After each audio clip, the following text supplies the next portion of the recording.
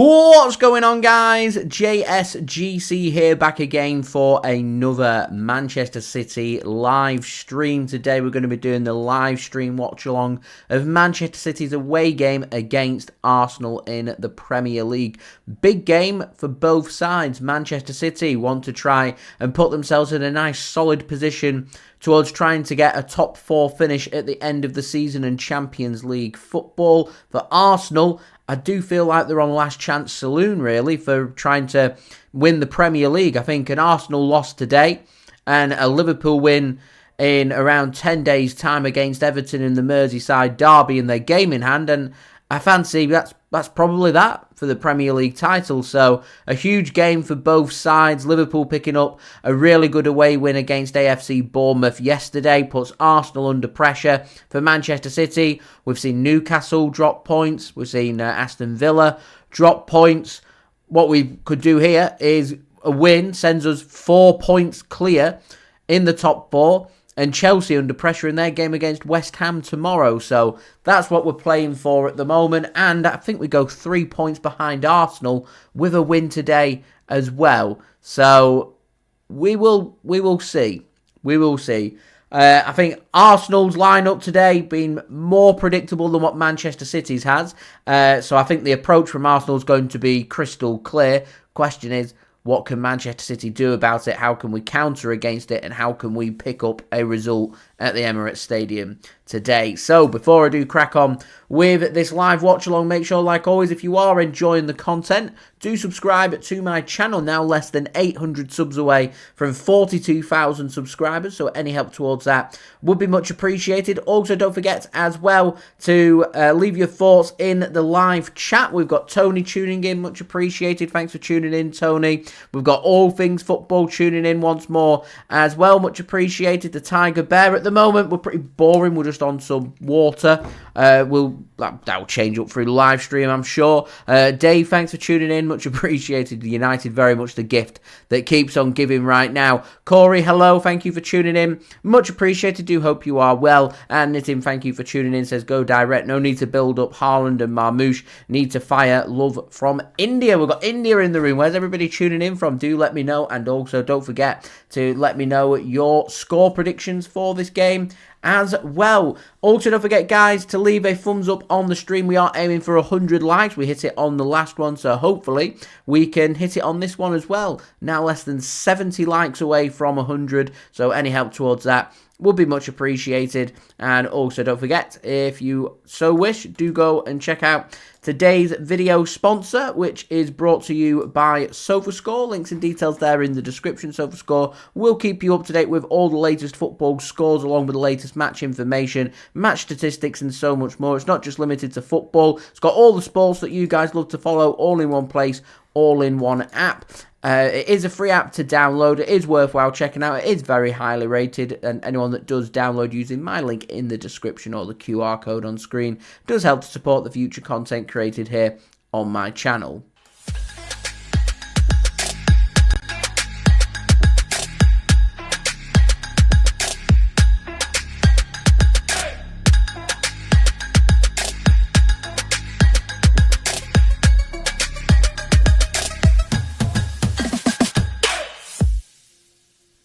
And a big thank you to SofaScore for sponsoring this live stream. Finally, do go and check out my social media links. You can find them in the description if you want to go and follow me on my Twitter, Instagram, and TikTok. Email also in the description too if you want to hit me up for any sponsorships for any videos or any general business inquiries. RTD, thank you for tuning in. Much appreciated. When we're going to see Christian McFarlane, he's in the academy, so we'll see how he progresses in the City academy, and it might not be too long before we see him in and around the Manchester City first team squad. Knitting going with a very optimistic but positive, and I like it, 3-2 winner for Manchester City with a 92nd minute winner. There'll be some scenes in that away end. There'll be some scenes on the City content creators live watch-alongs as well if we're having a 3-2 City and a 92nd minute winner from City as well. Tony reckons we've gone aggressive. Corey going with a 2-0 Manchester City win. Lots of positivity there. CFA going 2-1 Manchester City. All Things Football reckons 2-1 to City or 1-0. Which one? 2-1 City or 1-0 Arsenal? Do let me know. Hello, City. Thank you, City and Leeds fan channel. Thank you for tuning in from Wales. Much appreciated. Going with a 2-1 victory for Manchester City. Tony going with a 3-1 win for Manchester City as well. Lots of positivity in the chat. I do have my poll rolling as well. If you want to go and leave your vote as to who is winning, 75% of you going with a City win at the moment, 19% with a draw, and 6% with an Arsenal win at this moment in time with nearly 50 votes. So don't forget to leave your votes. All Things Football says preferably a 2-1 Man City win. I do get where you're coming from. You're going with a heart and head. My heart's always going to say Man City are going to win the game, yet my head thinks about things. And, you know, this game in particular, I look at Arsenal's midfield, and there's physicality there. There's a lot of problems in there. They're going to be a difficult team to break down. They're a very good defensive side.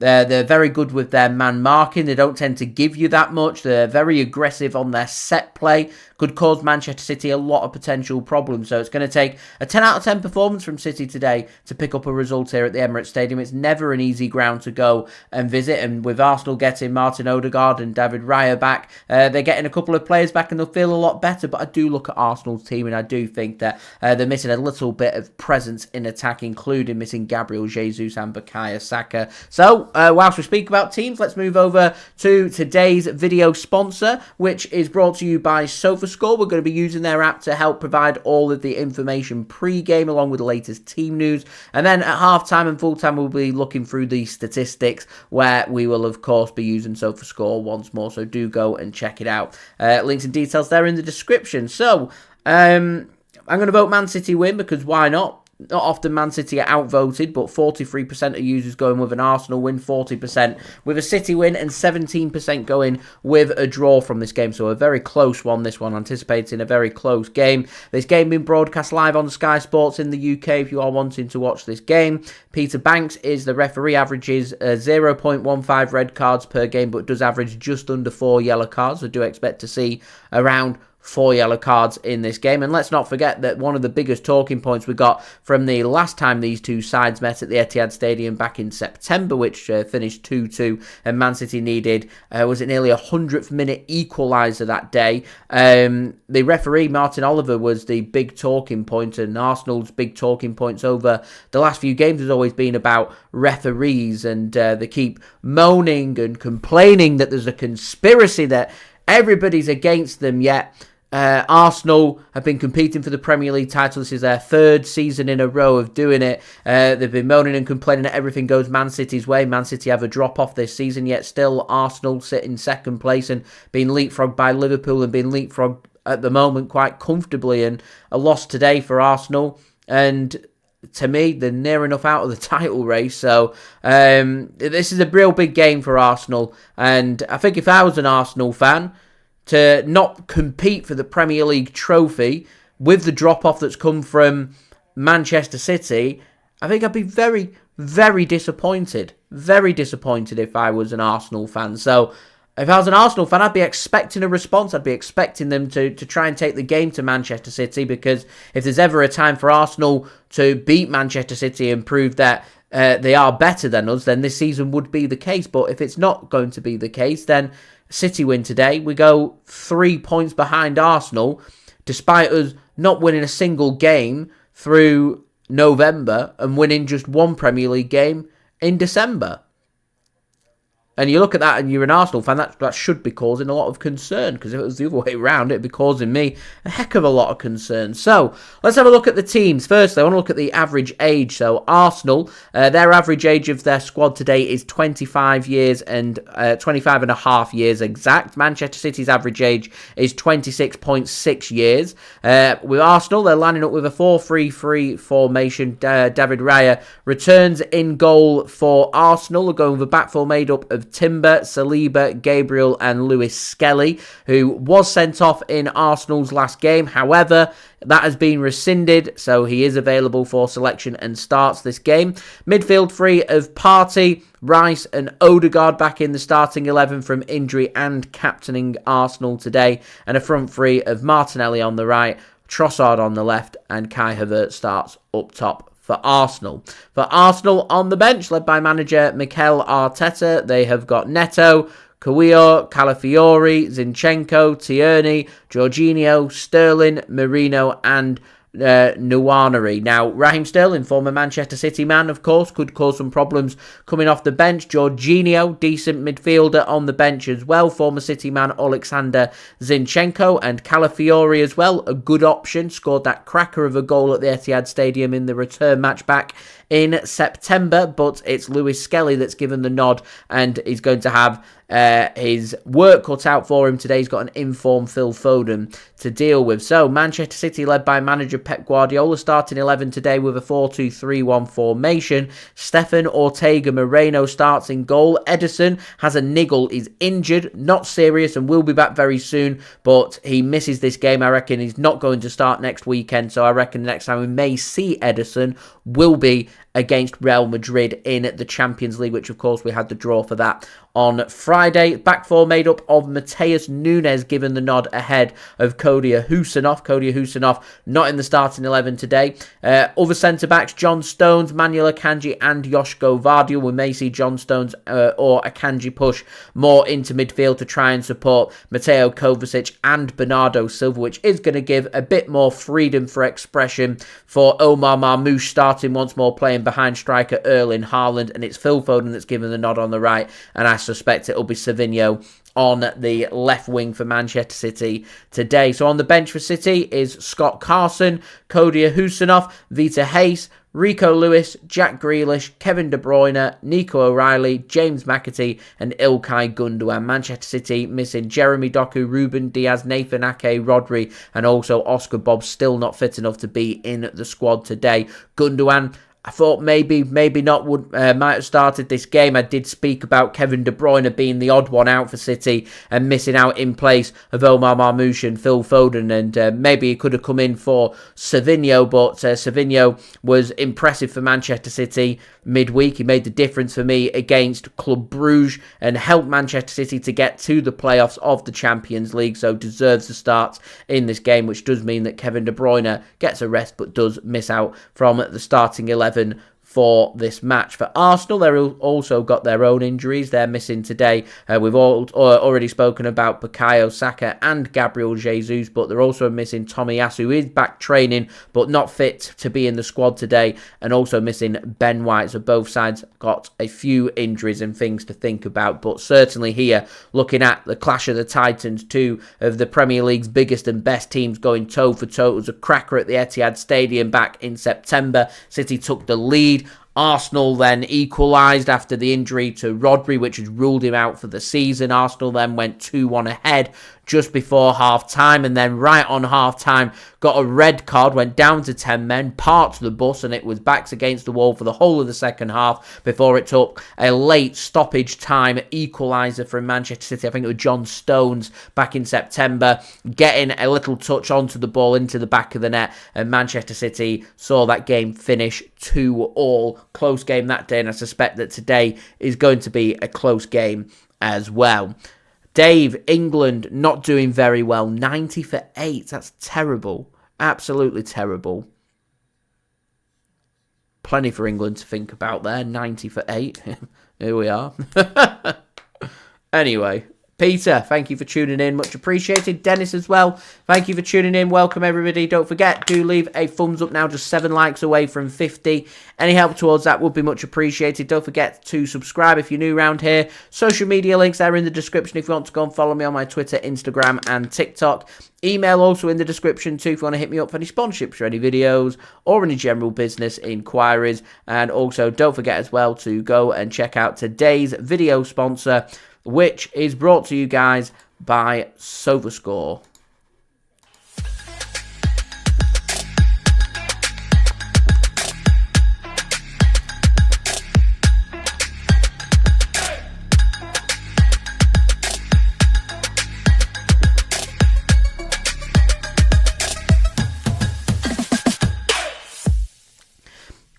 And a big thank you there to SofaScore for sponsoring today's video. I'm just going to readjust the camera angle. There we go. I think that's a little better. I'm more satisfied with that.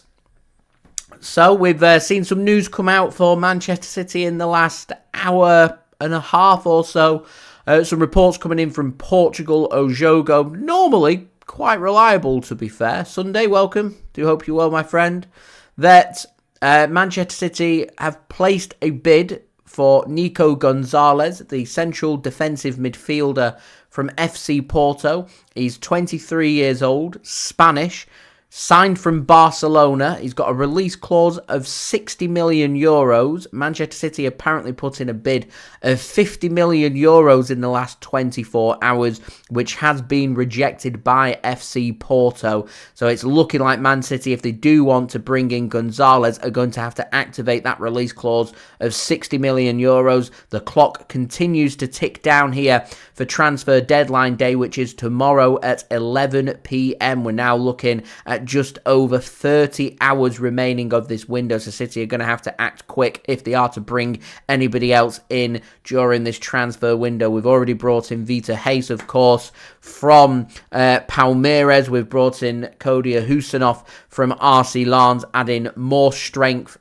into our defence, and then we've signed Omar Marmoush, a big money signing for Manchester City in this window, bringing him in from Eintracht Frankfurt, as we saw club captain Kyle Walker leave for AC Milan on loan. We are also set to see Jacob Wright, Manchester City youngster, leave the club. He's set for a move to Swansea City for £4 million, with City including a sell-on fee. Still waiting on word on if a buyback clause will be included on that. We will have to wait and see.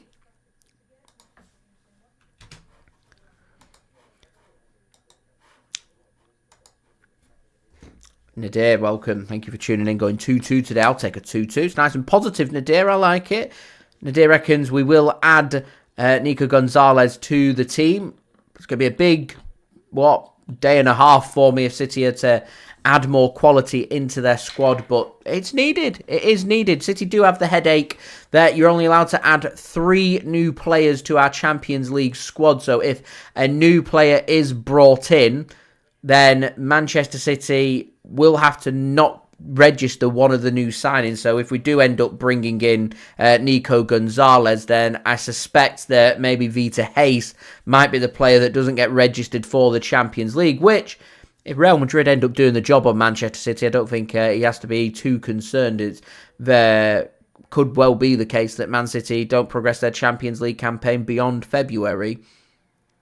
But I feel like we only have ourselves to blame for that through our poor campaign. If you're not going to get the results and the wins that you're looking for, then you're going to make hard work for yourselves. You're going to end up setting up ties against Real Madrid much earlier than what we want.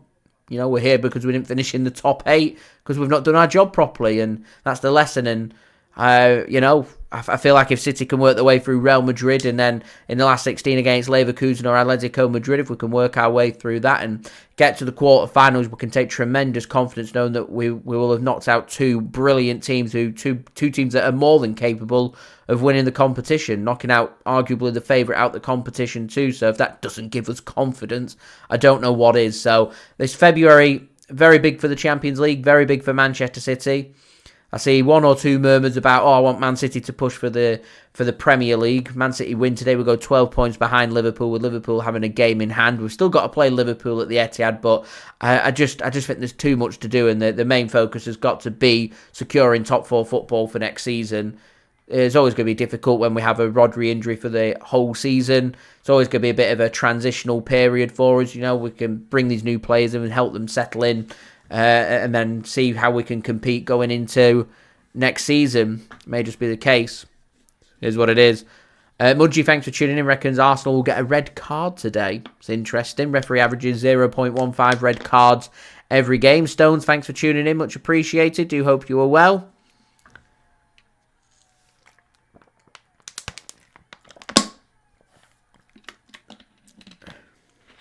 As we get the highlights from that 2-2. Getting the stay humble from Erling Haaland. It's kind of been a curse on Man City since we had the stay humble, hasn't there?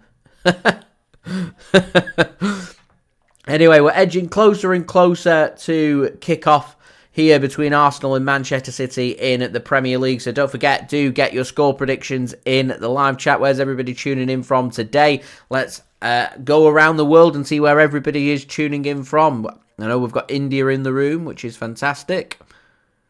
73% of you guys think City are winning today. Nearly 100 votes now, which is brilliant. So don't forget as well, do leave a thumbs up. We're just 47 likes away from 100, so any help towards that would be great. Players are in the tunnel. Manchester City are ready to make their way out onto the pitch. Still waiting for Arsenal to form an orderly queue and work their way onto the pitch. Manchester City, with Kyle Walker leaving, he's our captain. Kevin De Bruyne has been appointed Manchester City's permanent captain.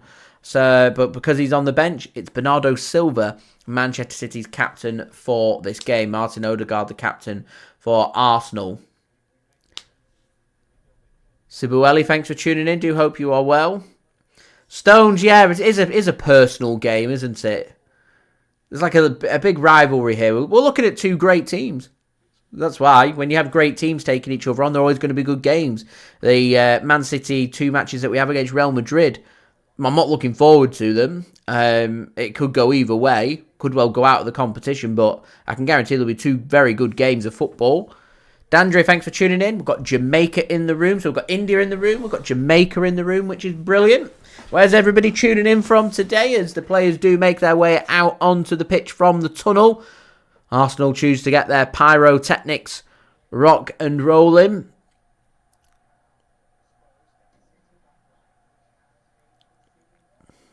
What can Manchester City do today? Esso, thanks for tuning in.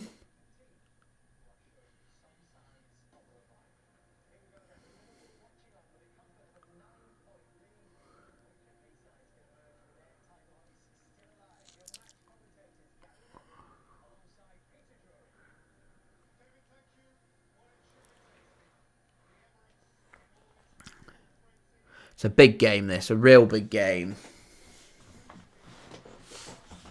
Hopefully, City can get the job done. I mean, I've said before the game in my preview, my predictions 2-1 Arsenal. I'm not going to change on that. I do think Arsenal are going to win today. I think Arsenal will be very aggressive. I think City will look to try and keep it compact and close. I think City will put in a really good effort, a really good fight. I can see Marmoush grabbing a goal today for City, but I could just see Arsenal trying to bully City. They're going to really target set play, and I really hope that City have been working on their defending of set pieces.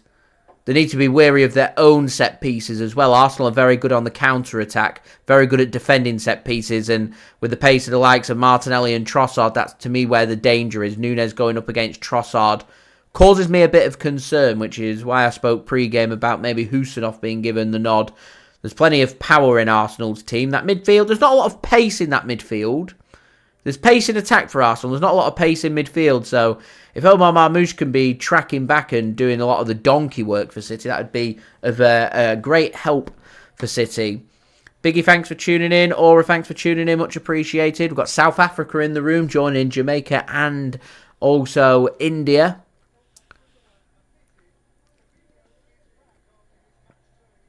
Isamov, thanks for tuning in.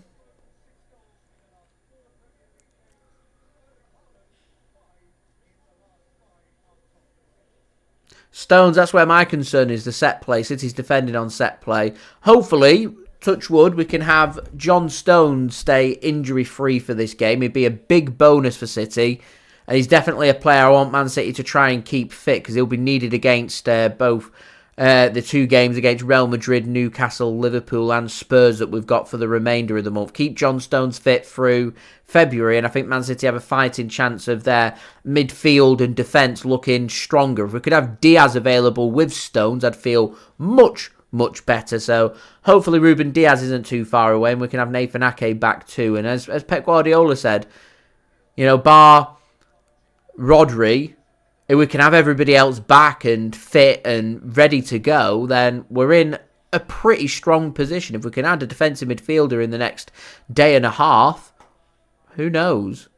Man City could just maybe regurgitate themselves and pick up some success at the end of the season. Adrian, thanks for tuning in. I can see Bernardo playing in that deeper role like we saw against Chelsea last week. It was a good win for City last week, winning by 3-1 at the Etihad Stadium. as Manchester City are in their home shirts today.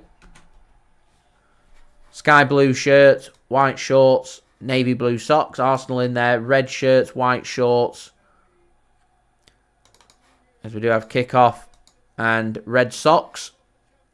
Arsenal attacking from left to right, with Manchester City attacking from right to left. What can Manchester City do then to try and cause Arsenal some problems? Who's going to get first blood? Who's going to get off to a quick start? They're the questions. So a throw-in for Arsenal, just next to their own penalty area. Man City choosing to try and press and force a mistake from Arsenal early on. So the throw-in sent long.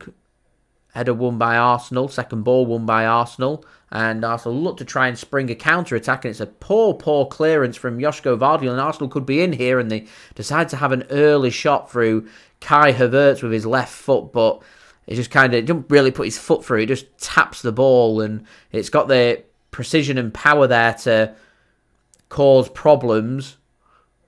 Comfortable save in the end for Ortega. That was a good passage of play that from City. Josko Gvardiol managing to find a pass forward, looking for, I think he was looking for Erling Haaland anyway.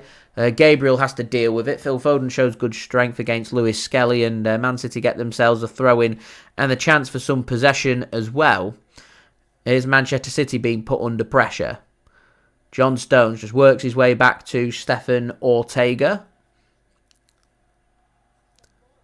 Surprised Arsenal aren't pressurising City. Julia, thanks for tuning in. Pass comes in. Here's Akanji. He's not sorted his feet out. Oh, he's onside here. And surely, it's 1-0 Arsenal. It's Odegaard. It's City self-destructing again. They are their own worst enemy. They really are their own worst enemy. Khusanov last week with a mistake. Akanji with the mistake this week. And punished early on. You can't keep doing this. And expecting results. You cannot keep doing this. Awful defending from Manchester City. Absolutely horrific. The last thing you want to do is give Arsenal an early lead and give them something to celebrate and get on the backs of. What is Akanji doing there? He's surrounded by three. It's all too easy. You could tell Kai Havertz is lacking confidence there, because I felt like Kai Havertz should have scored himself, but he squares it across, gets the assist instead, and Odegaard returns back for Arsenal and back in amongst the goals after 2 minutes.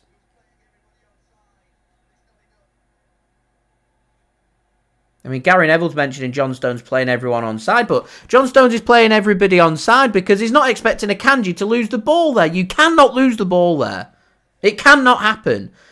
I let Khusanov away with it last week because he's 20 years old, he's just joined the club and he can't speak English. Akanji's been at City for, 2 seasons, can speak English. He's a very experienced player and knows better.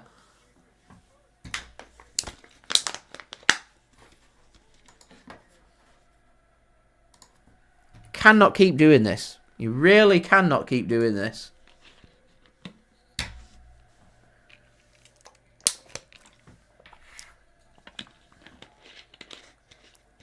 Here's Nunes. He goes down.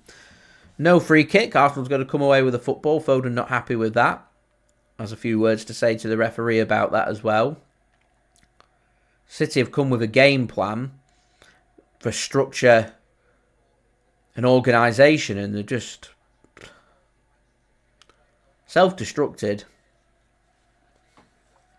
And thanks for tuning in. Got USA in the room, tuning in from Los Angeles. It's only taken 2 minutes for us to shake our heads. It's gift wrapped from City. Couldn't believe the look. Here's Partey. Works it to Lewis Skelly. Adrian, for me, massive Akanji mistake for me. Not John Stones, a massive Akanji mistake. It's his heavy touch, his poor touch that causes the problems, and his poor pass leads to the giveaway. John Stones isn't anticipating Akanji giving the ball away. Our defenders shouldn't be anticipating for our defenders to give the ball away, which is why Stones plays everyone on side. Don't really see what Stones can do about it.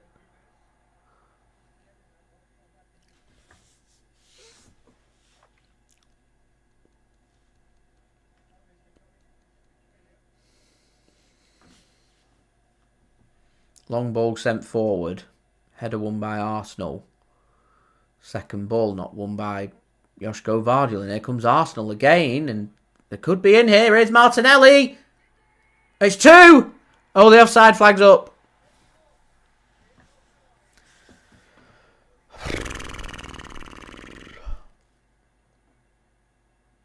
Let's have a look at this.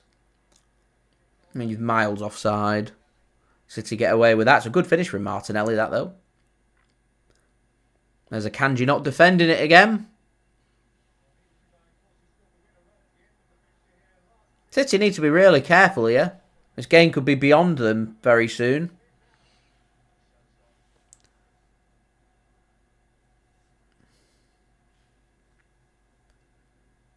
Here's Josko Gvardiol then to John Stones. Gives the ball to Ortega under pressure. Plays a disguised pass, a nice disguised pass to John Stones. And Josko Gvardiol's going to look to try and push City forward. Here's Bernardo Silva.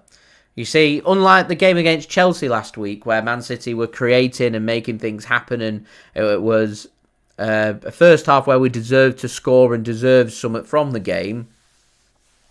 First 6 minutes from City, I've seen nothing. Absolutely nothing. Here's Bernardo then to Kovacic. Josko Gvardiol to Savinho. Back to Kovacic. He's going to spread the play to Akanji on the right.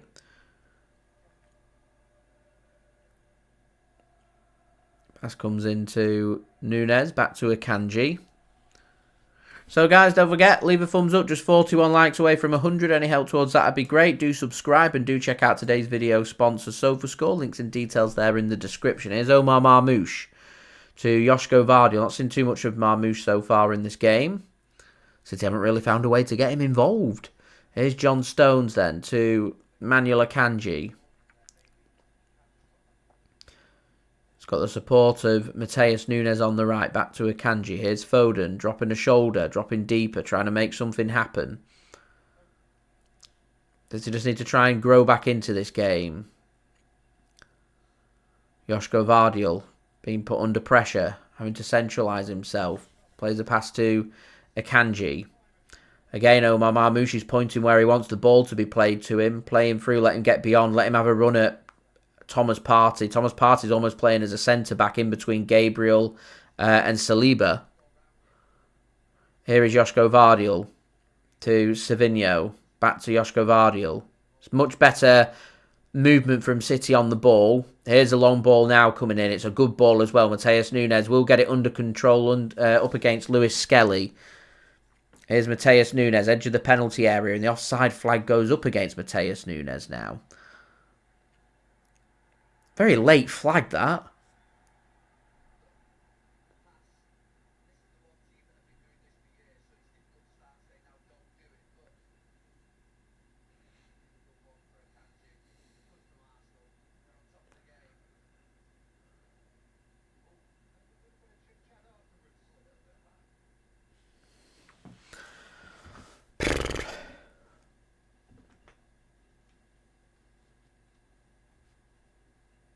Here's Raya then for Arsenal. He's going to send it long to nobody in particular, and that'll be a throw into Manchester City. Adrian. Yeah, hopefully. That's why I said you can't keep making mistakes going behind and, you know, expecting results. Can't keep doing it.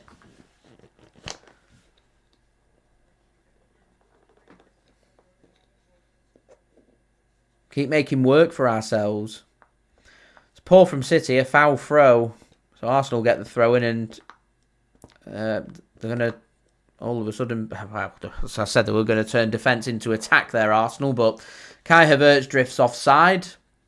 So Man City will have a free kick. Josko Gvardiol will take, and he'll move it to John Stones. Here's Bernardo Silva dropping a bit deeper for City. No, Peter, not looking very good at the moment. It's a bit sloppy. Kovacic. Foden's picked that up. It's an advantage City. And no, he's pulled it back for a free kick. Why has he not played the advantage? Well, the referee's hairline's awful. He needs a trip to Turkey. Here's Kovacic. Gives the ball to Manuel Akanji then. 10 minutes in. Arsenal lead by a 1-0. Here's Johnny Stones. Looking for a pass to Omar Marmoush. It's beyond him. Savinho puts the squeeze on, as does Haaland to David Raya. He's going to send it long. Josko Gvardiol will get that under control. Under pressure there from Kai Havertz. Ortega sends this one long, looking for Nunes. Does well. Plays his header to Bernardo Silva. Gets his flick on, but out of play for a throw into Arsenal.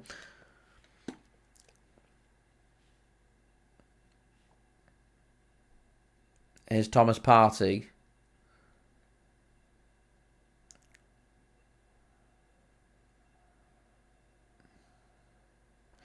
To Declan Rice. Back to Gabriel.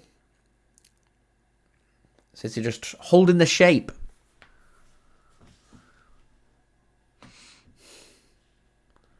Here's Odegaard now. Taylor, thanks for tuning in. Adrian, yeah, they're error-prone. City's defence has been very error-prone. We've had a big problem with keeping defenders fit this season. There's been no consistency to the back line. There should be a competitive competition for places. Players queuing up ready to come in if players are making mistakes or not up to scratch.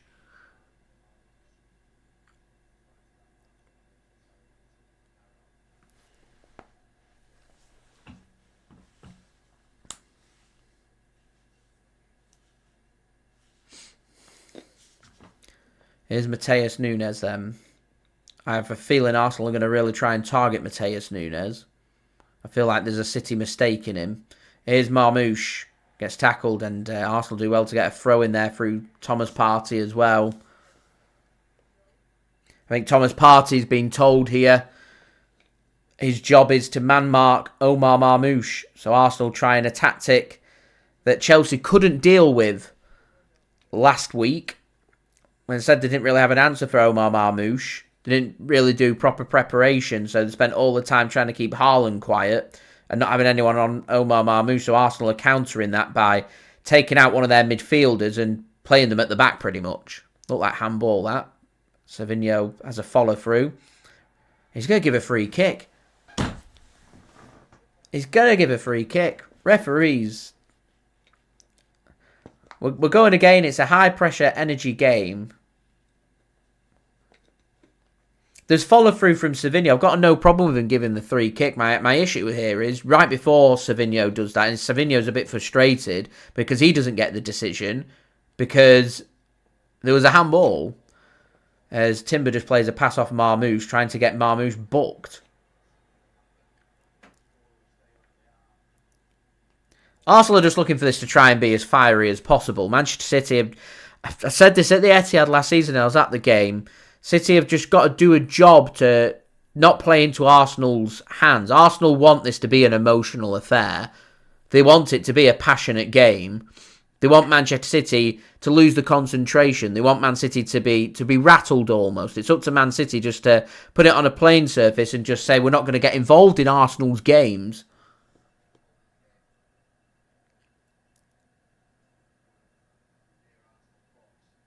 Keep your composure. Cut out the mistakes. When you presented your opportunities, put them away. It's as easy as that.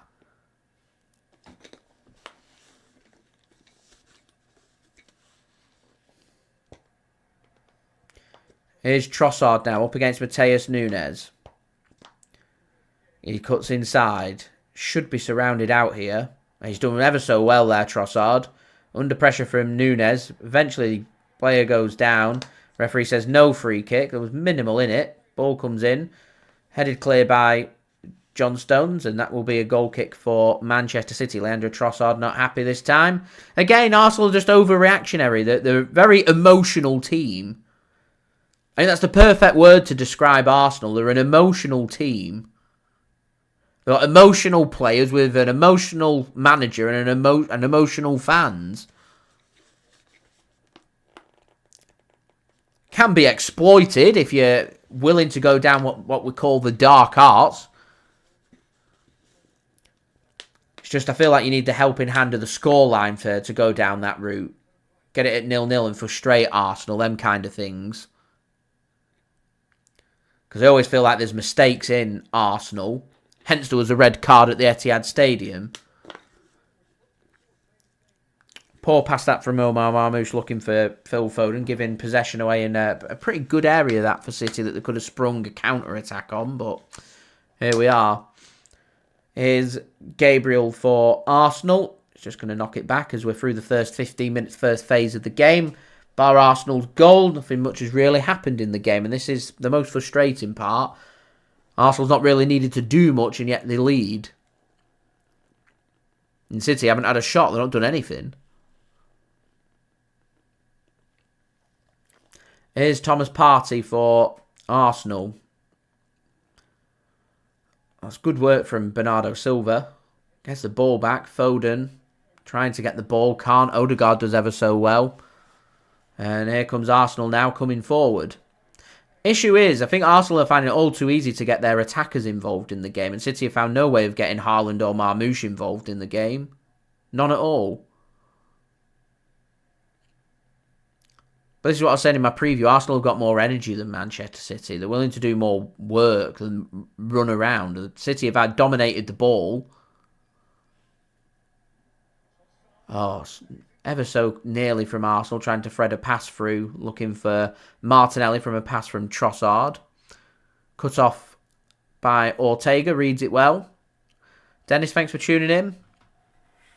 Here's Ortega then for Manchester City. Sends it long looking for Marmoush. Marmoush isn't a very physical or tall player. I don't really get why we're sending long balls to Marmoush. Bernardo Silva could have played a pass through to Marmoush there. He was crying for the through ball to come in. Here's Savinho. Plays a pass to Omar Marmoush. He will have a shot. City's first shot and it's into the stands. Better from Manchester City. Just trying to force something and make something happen. Gets half a yard of space there. Omar Marmoush does get a shot. Isn't his best of hits. He's leaning, he's off balance and it's in the stands. But at least he's having a pop and having shots, which is something City weren't doing a few weeks back when we didn't have Marmoush. That had just been worked sideways, eventually lose the ball and no shot comes in. I think there's a bit of learning for Omar Marmoush. He keeps expecting the through ball to come in. City don't play through balls. He's very much a Bundesliga attacker. He reminds me so much of Erling Haaland when we first signed him. With plenty of movement. He wants to play off the shoulder of the defender. He wants balls to come in over the top or through. Something he can run into. Something he can try and bully because Marmoush is a quick player. He will fancy a foot race against Saliba or against Thomas Partey. But City won't do the through balls. Like knocking the ball around. And I've always said that City, in terms of attackers, would benefit more off a striker who's willing to just drop deep off the shoulder of the defender, hold the play up, even drop into midfield, and have the attacking wingers kind of invert when his back's to goal.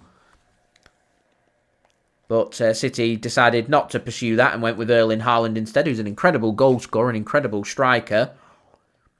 He can be a bit quiet in games. He has very few touches. You have to find a way to get him involved in the game. And it is very different to how they're used to playing in the Bundesliga. Very different. Takes a bit of adapting to. Timber then with a throw-in for Arsenal. Next to their own penalty area. Doesn't seem to be too much happening right now. I think City have done a good job in not self-destructing themselves. Just ensuring they're seeing more of the football and doing something. They've just really got to be wary of these counter-attacks. It's a good challenge that from Matheus Nunes. Here's Foden. He's got 4 Arsenal players around him. He's going to be dispossessed. Phil Foden wants a free kick. Referee says no free kick. Through ball comes in from Arsenal. It is slightly overhit, but Linesman says he's kept the ball in. Josko Gvardiol will keep the ball in as well. He'll play his pass to Savinho. Here is Kovacic. Lovely, lovely work that from Mateo Kovacic. Trossard decides to not press Bernardo Silva and instead will allow Bernardo just to spread the play to his Portuguese teammate, to Matheus Nunes. Here is Manuel Akanji then for Manchester City. Here's Phil Foden. Lovely spread of the play to Savinho on the left. Can City create and do something here then? Here's Josko Gvardiol to Kovacic. Back to Josko Gvardiol. Kovacic now to Manuel Akanji. He's got the support on the right of Matheus Nunes. Haaland's in the box now. Got Bernardo and Marmoush just on the outside. Phil Foden having to drop a bit deeper to be involved. Matheus Nunes once more. Still got the support there of Phil Foden. Still nothing's coming into the box. Here's Manuel Akanji now to John Stones. Matheus Nunes looking across the line very well there, keeping himself onside. Here's Matheus Nunes. He's pointing where he wants Phil Foden to go to try and play a pass. Nothing given there from Arsenal's defence, and Man City are continuing just to knock the ball around. John Stones plays a pass in, looking for Matheus Nunes. Good control that from Nunes. Looked like he was going to put a ball in. Doesn't. Akanji looked like he was going to, but again, chooses not to put a ball in. There are City players forward for a ball to come in if they want to, but once again, just going for the patient build-up. In the end, Phil Foden will put a ball in, looking for Erling Haaland. Saliba reads that really well, and he'll head that clear. Ball gets hooked into the midfield. Bernardo Silva clips that. Savinho picks the ball up for Manchester City. The Arsenal fans want a free kick. The referee says no, and City will have possession once more, just working it behind. Odegaard putting John Stones under pressure there. John Stones does well, just plays his pass calmly to Manuel Akanji, and City will look to build another attack. Here is John Stones for Manchester City then to Savinho on the left. Under pressure from Timber. Kovacic now works it well to the right. Here's Matheus Nunes. Lovely ball that from Kovacic. Can Nunes put a ball into the box? He can. He's gone deep, and Arsenal's well defended that from Arsenal. Timber it is, just nodding it behind, and Man City will have their first corner of the game. Can they do something from this set piece? We also need to be wary of how bad our set pieces are and Arsenal's threat on the counter-attack from these set pieces. So, if we've got a set piece, Omar Marmoush in charge of putting this ball into the box. Make sure it's a good ball into the box.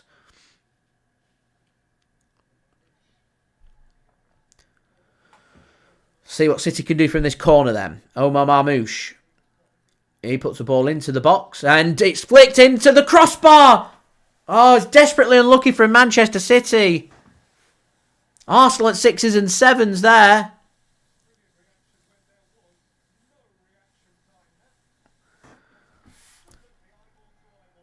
Marmoush with a good ball into the box. The header's won by Josko Gvardiol. It's a cracking save from David Raya. Tips it in onto the bar. If it doesn't hit the bar, Erling Haaland nods that in. It's a great save. A brilliant reaction save as Omar Marmoush plays a pass in. Savinho can't sort his feet out, and it's into the side net in there. Savinho frustrated. Better from Manchester City. Much better. So good corner. Never thought I'd say that. A good corner from Man City there. They're unlucky. They really are unlucky there. It's a really good save from Raya. There's a bit of luck that it falls onto the crossbar and not onto Erling Haaland's head. Anyway, don't forget, guys, do leave a thumbs up now. 37 likes away from 100. Don't forget to subscribe if you're new around here. And do check out today's video sponsor, SofaScore. Links and details there in the description. Marmoush brought down a foul from Arsenal. City are playing it on, though. Here's Savinho driving into the penalty area. He clips one in, looking for Erling Haaland. And in the end, Erling Haaland concedes a free kick. Mick Sid, hello. Thank you for tuning in. Much appreciated. Seamus reckons Marmoush grabbing a goal today. City have done a good job here. Went 1-0 behind. Martinelli was offside. First 5 minutes, City were rattled, but they've grown into the game and looking a little sharper. And Arsenal now just having some questions asked of them that they need to try and deal with. Erling Haaland there fouling Lewis Skelly, and a free kick given to Arsenal just inside their own penalty area. Through 25 minutes. 1-0 Arsenal lead at the Emirates Stadium against Manchester City. Here's David Raya going to send this long. John Stones should win that in the air and does. And loose second ball won really well by Kovacic. And a lovely pick up from Savinho. And he's brought down from behind, asking for the yellow card. I think it's Timber that goes into the book. Yeah. Free kick every day of the week. And it's late.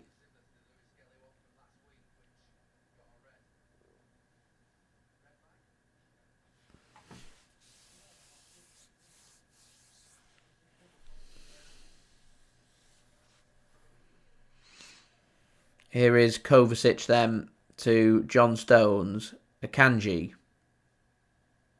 To Kovacic, back to Akanji. I feel like Akanji's Man City's weak spot at the moment on our team.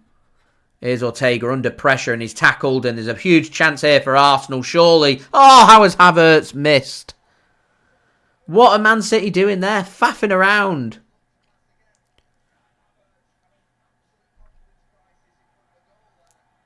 I did say before about Kai Havertz and his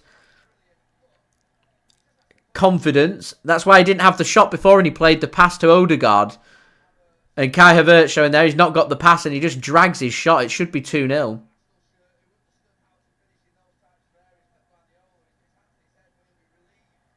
I think Pep Guardiola just falls to his knees with his head down expecting 2-0 and sees the Arsenal fans groaning and he can't believe that they've not scored.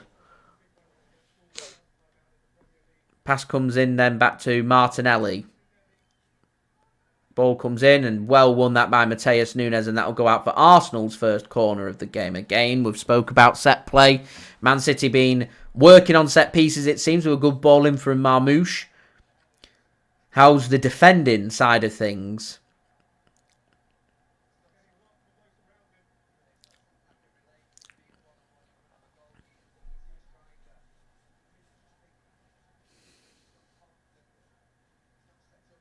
Now, I presume it's Declan Rice that's going to take this corner for Arsenal.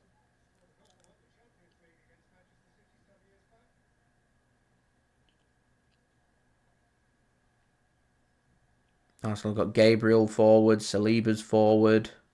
See what Declan Rice can do. Puts the ball in. Should be headed clear by Josko Gvardiol and is. And hit comes in from Odegaard, blocked from Manchester City. Bernardo Silva. Looked like that was a free kick for Arsenal. Referee says no free kick and in the end runs out for a throw into Manchester City. Odegaard's gone down. He's injured his neck. Looks like he's in a lot of pain there, Martin Odegaard as well. Gets a shoulder-to-shoulder from Bernardo Silva. It's very aggressive from Bernardo Silva. Just knocks him over. To be fair, I am going to chuck it out there. Bernardo Silva's one of the smallest players on the pitch. Martin Odegaard's a much taller and a more physical player. It shouldn't be getting barged around by Bernardo Silva, but Bernardo Silva's one of them players like Aguero, like David Silva, just, you know, small in stature but an incredibly strong player. I'm quite surprised the referee didn't give a free kick for it, but here we are as we get another replay of that awful miss from Kai Havertz. The most disappointing thing is, like, Arsenal's best chances have all come from Manchester City being kamikaze at the back.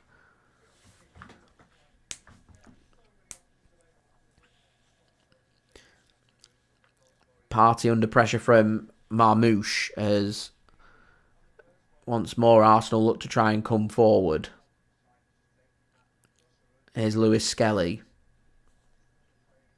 To Odegaard dropping a bit deeper. Man City just trying to hold their shape. Here's Odegaard once more. He'll work it now to the left. Here's Trossard up against Matheus Nunes. He's done Matheus Nunes. And Man City managed to recover and get back, and Trossard's forced to go backwards. Here's Odegaard now looking to try and work the ball back to the left. Here's Lewis Skelly.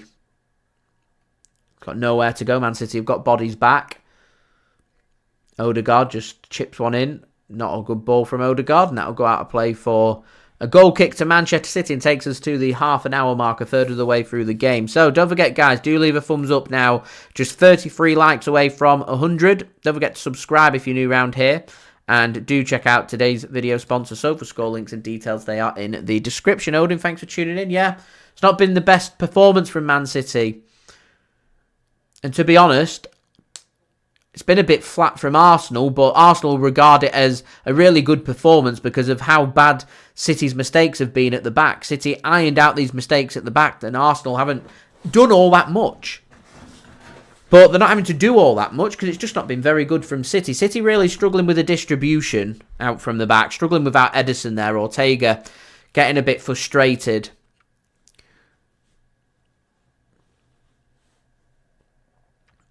Throwing them for Arsenal.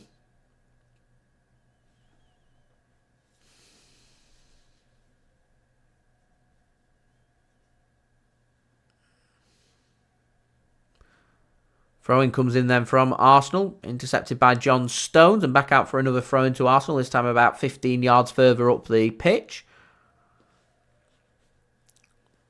Another throw-in for Timber, the only player on a yellow card at the moment.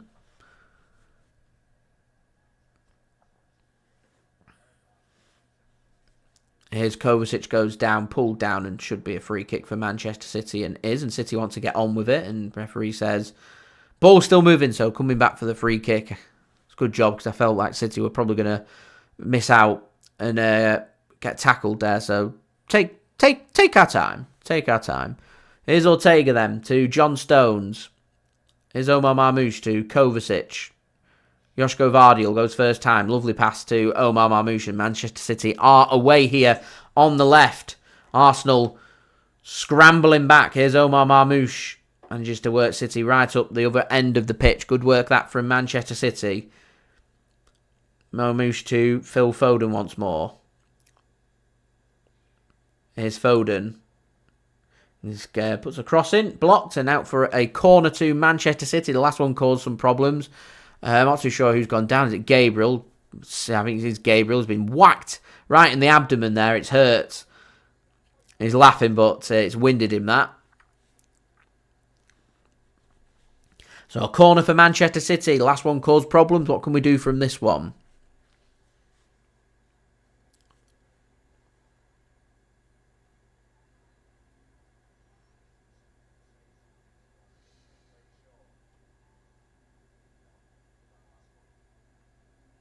Marmoush then to take once more.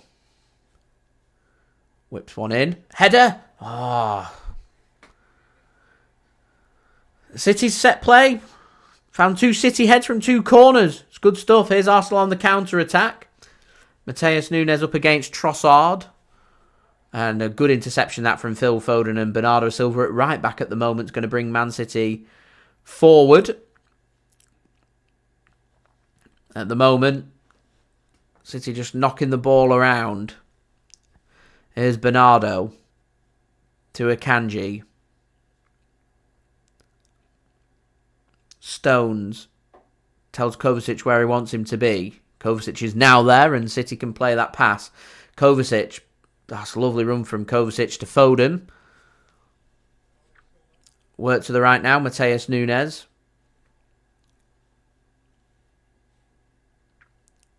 Here's Stones. Nunes wants it on the right. He's going to put a cross in. Headed clear pretty easily there for Gabriel. City trying to win that second ball. Arsenal do very well in the end, and they get themselves a free kick too. Coming together of heads. City not happy about that. Arsenal, of course, are going to just try and put the referee under as much pressure as possible. Referee don't want to give dodgy decisions against Arsenal. He don't want death threats in the post.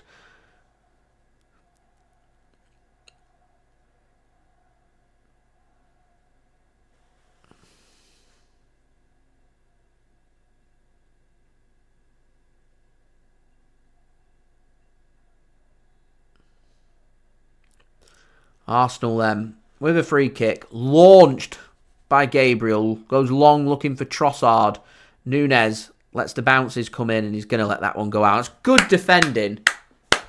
Really good defending that from Matheus Nunes.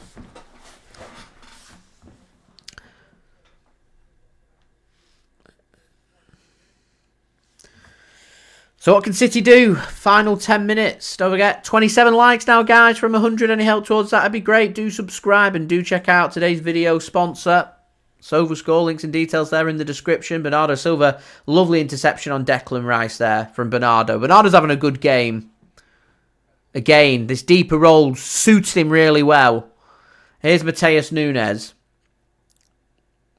Oh, he's dispossessed by Lewis Skelly. And here's Lewis Skelly now bursting forward for Arsenal. Here's Kai Havertz. They've got nowhere to go, so he's just going to be forced back, and City can drop everybody back once more. But from a good position there for City to Arsenal now being on the attack, and Lewis Skelly's got the opportunity here to maybe put a ball into the box. He chooses not to. Declan Rice to Gabriel.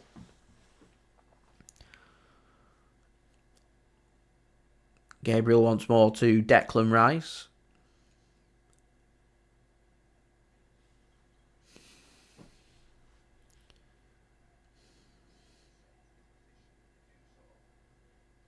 Arsenal just going to knock this one round. This is the issue that City have got here for me.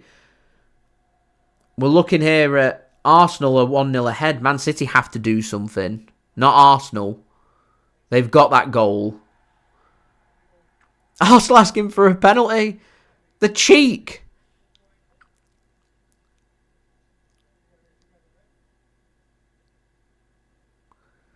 Literally, a pass comes through and they claim that there's a follow-through from his foot and they want a penalty. Adrian, James Trafford, I rate him. And he saved 2 penalties the other week. Ederson doesn't save penalties. Here's Timber.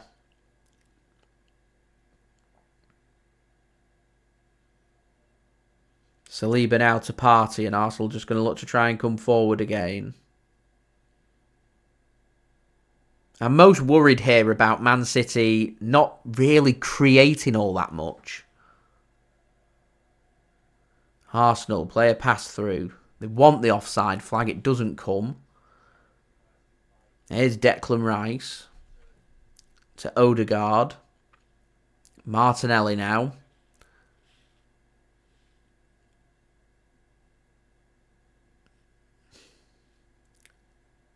City just been forced back by Arsenal.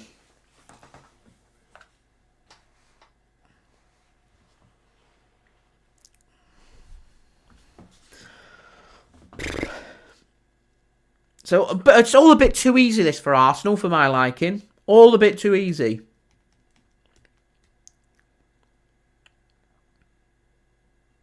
Through ball comes through from Gabriel. Cut off by Nunes. Poor pass that from Gabriel.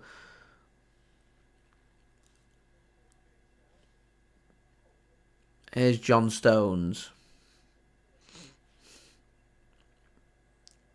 To Stefan Ortega. Back to John Stones.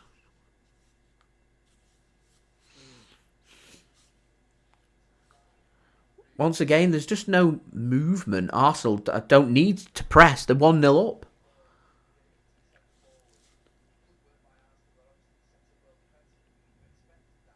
Ortega then to Stones. Works it across to the right. Here's Akanji.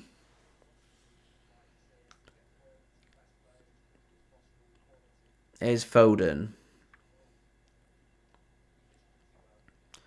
Back to Manuel Akanji. He's going to move this to the left, looking for Josko Gvardiol, who will do very well to keep that in, and does. And finds his pass to Omar Marmoush. Here is Kovacic for Manchester City. Gives the ball to Manuel Akanji. Here's Nunes.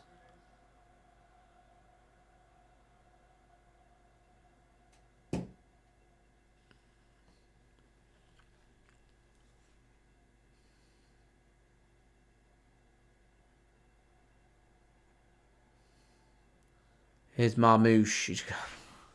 Can't sort his feet out there, and Arsenal just hold their defensive shape and one pump forward, and they're looking to try and hit City on the counter. Here's Kai Havertz. He's got support coming in now. Here's Odegaard. That's a good interception from Kovacic, and City can look to try and spring their own counter-attack. Kovacic plays a good through ball for Savinho. Cross comes in looking for Haaland, heads it down. Partey gets his foot on it. Should be intercepted by Arsenal. And is in the end by Odegaard. Here's Omar Marmoush. Savinho. To Josko Gvardiol. Savinho once more. Back to Josko Gvardiol. Here's Kovacic. Johnny Stones.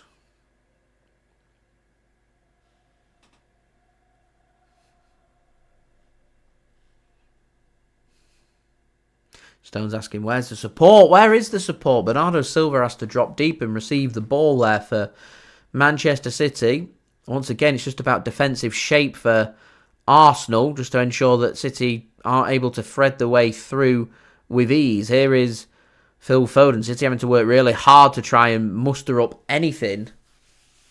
Here's Savinho.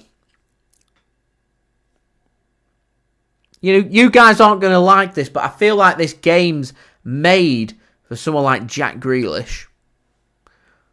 Wins free kicks. Just really frustrating, annoying player. You just know he's going to come in and automatically be the pantomime villain.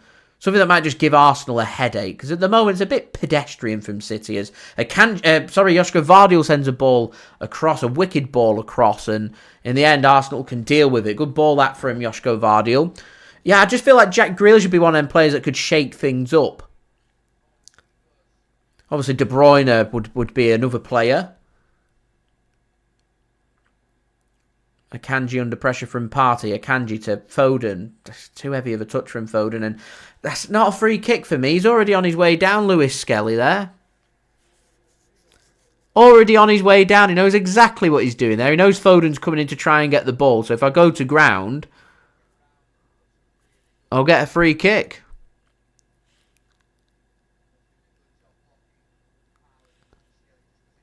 So, 3 minutes then. I think the referee's just scared to go against Arsenal because they sent a death threat to the referee last week for that red card. So the referee's now fearful of receiving similar threats. Obviously, Michael Oliver with sending off the Arsenal player against City in the reverse game back in September. Again, got a barrage of abuse. So the referee doesn't want to be abused by the Arsenal fans, so he'll side with them. I just don't really get why they're allowing referees to be bullied and influenced by Arsenal.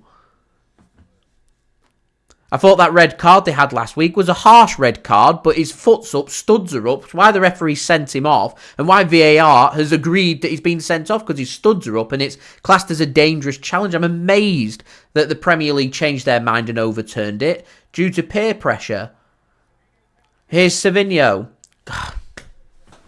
Got to do something there. Savinho had a great impact against Club Brugge, and I'm just not sure. Savinho off, Grealish on would be my change at half-time. Anyway, guys, just before we do hit half-time, don't forget to leave a thumbs up now, 20 likes away from 100.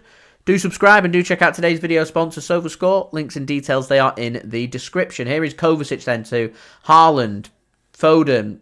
It's got players on the right, queuing up. Bernardo to Nunes. Go first time, he does, it's deep.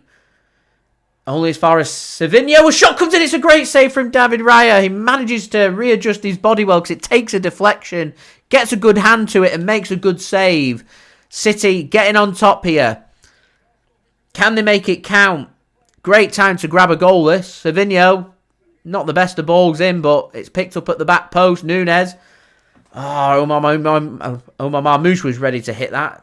Kovacic hits it on the outside of the penalty area. Hits it into the ground and an easy collection in the end for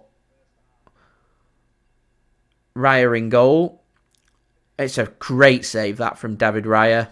Takes a big deflection. He does really well to just adjust his body, get down and make the save and push it away from the danger zone. Really good goalkeeping that from David Raya.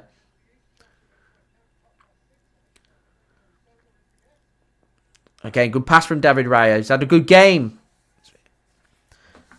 Can't help but feel like Arsenal look like a better team with him between the sticks. And I feel like Man City are missing their distribution goalkeeper between the sticks. Anyway, see what's going to be added on. I can't imagine it's going to be that much. Yeah, just a minute. Here's Savinho. Does well to find his pass to John Stones. Under pressure from Declan Rice. Arsenal just trying to put a squeeze on for this minute. See if they can do something.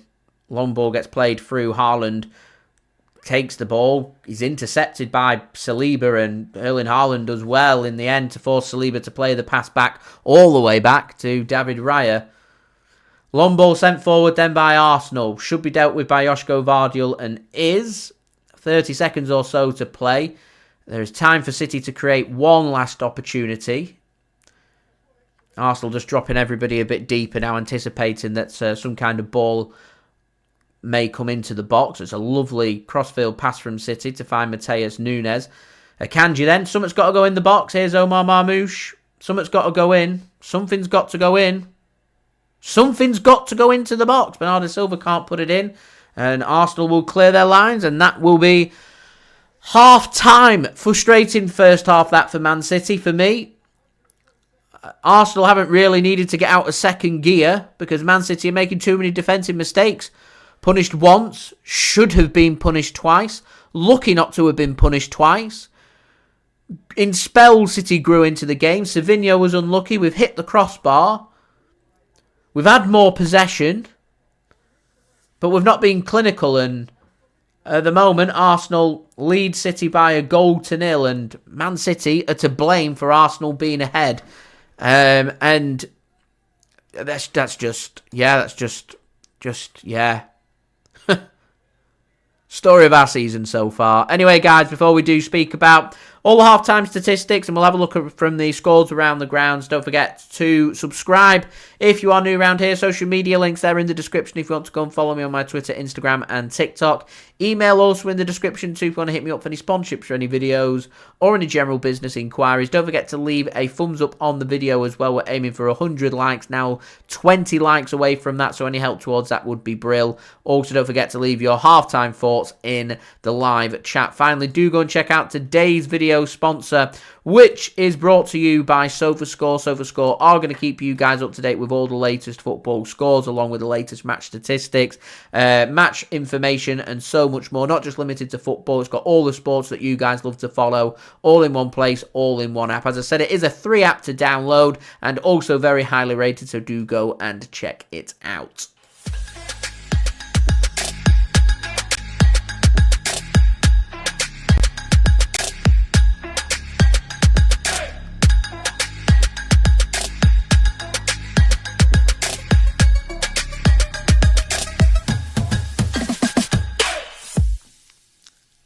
So a big thank you there to SofaScore for sponsoring today's video. Do go and check them out. Links and details, they are in the description. Any news on Nico Gonzalez? Last I heard, Man City, according to sources in Portugal from Ojogo, was saying that Manchester City have had a bid rejected in the last 24 hours worth 50 million euros. I'm going to presume that FC Porto are just wanting it to be a simple transfer. 60 million euros, release clause is ours. Barcelona get 40%. Simple as that. Are City going to do that? We will see. A big 24, 36 hours coming up in the market for Manchester City. When I do get any of the developments, of course, do stay tuned. So, statistics then for this game. Arsenal lead by a 1-0 despite having 39% possession. But they've had less shots than Manchester City, but done more when it comes to scoring goals and being in front. Their expected goal rate at 0.46. Man City's at 0.45. Man City have given away 2 horrific back passes. One has been punished, one has not. Could have been 2-0 down. We've hit the crossbar from a really good save from Raya. And Raya pulled off a really good save just before half-time from Savinho as well. So Man City's expected goal rate at 0.45, suggesting a really close game. We've just not been clinical, and we've been kamikaze at the back. That's been the story of this game so far. Arsenal with 175 passes, City with 270. Arsenal have had more tackles than Manchester City, and do have that yellow card, of course, as well with Timber, but have managed to, at half-time, keep 11 men on the pitch, unlike at the Etihad Stadium. So, Arsenal with 4 shots, 2 on target, 1 goal. Manchester City with 6 shots, 3 on target, no goal. Have hit the woodwork, forced a couple of really good saves from Raya. And at the moment, Manchester City just...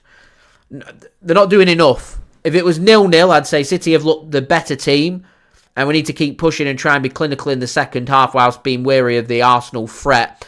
City have done pretty good on the defending of set pieces and attacking our own set pieces. Has clearly been doing some work on that on the training ground for the latter parts of this week, which is good to see. But if you're doing bad back passes and getting tackled and not holding your defensive line and holding your shape, then we are going to be struggling. So, just having a look around the grounds from the other games. We had a couple of Premier League games today. One of them very entertaining. So the first one, Brentford 0, Tottenham Hotspur 2, a big 3 points for Tottenham Hotspur. Manchester United 0, Crystal Palace 2, full-time. Horrific result for Manchester United at Old Trafford. Things you love to see, and at half-time here in North London, it's Arsenal 1, Manchester City 0. Now, Man City's women's side did face Arsenal in the Women's Super League earlier. That was a classic, 7 goals scored in that game. Finished Manchester City 3, Arsenal 4. Arsenal took the lead there, went 2-0 up before Manchester City managed to make it 2-1. Then it went 3-1. Went 2-2. Then 3-2 Arsenal. Then 3-3. And then a 78th minute winner from Blacksteiners for Arsenal has seen them win the game. It's seen Manchester City women's side sell Chloe Kelly as well this week. I think she left on loan rather than be sold permanently, but yeah, there we go. So Manchester City's women's side losing against Arsenal at home earlier today. In League One, Bristol Rovers 3, Peterborough 1. That game has finished. And north of the border, Motherwell 1, Celtic 3, and Rangers 4, Ross County 0 are both full-time scores. Also got some games in Europe as well. In La Liga, full-time scores, Barcelona 1, Alaves 0, and Valencia 2, Celta Vigo 1. A big win that for Valencia. You got Osasuna taking on Real Sociedad later, and Real Betis taking it on Athletic Bilbao. In the Bundesliga, it finished Frankfurt 1, Wolfsburg 1. And currently half-time, Bayer Leverkusen 2, Hoffenheim 0. In Italy, Juventus 4, Empoli 1. Cambiasso not part of the Juventus squad. I do believe he's injured at the moment, though, so I won't read too much into that. Fiorentina 2, Genoa 1. Currently in the Milan derby, 20 minutes in, AC Milan 0, Inter Milan 0. And you've also got AS Roma taking on Napoli in a feisty game in Italy later on today. In Ligue 1 in France, Toulouse 1, Nice 1 full-time, Angers 0, Le Havre 0 at half-time, Rennes 1, Nantes 1 in the 50th minute, and Rennes 0, Strasbourg 0 in the 51st minute. You've got Marseille taking on Lyon tonight as well.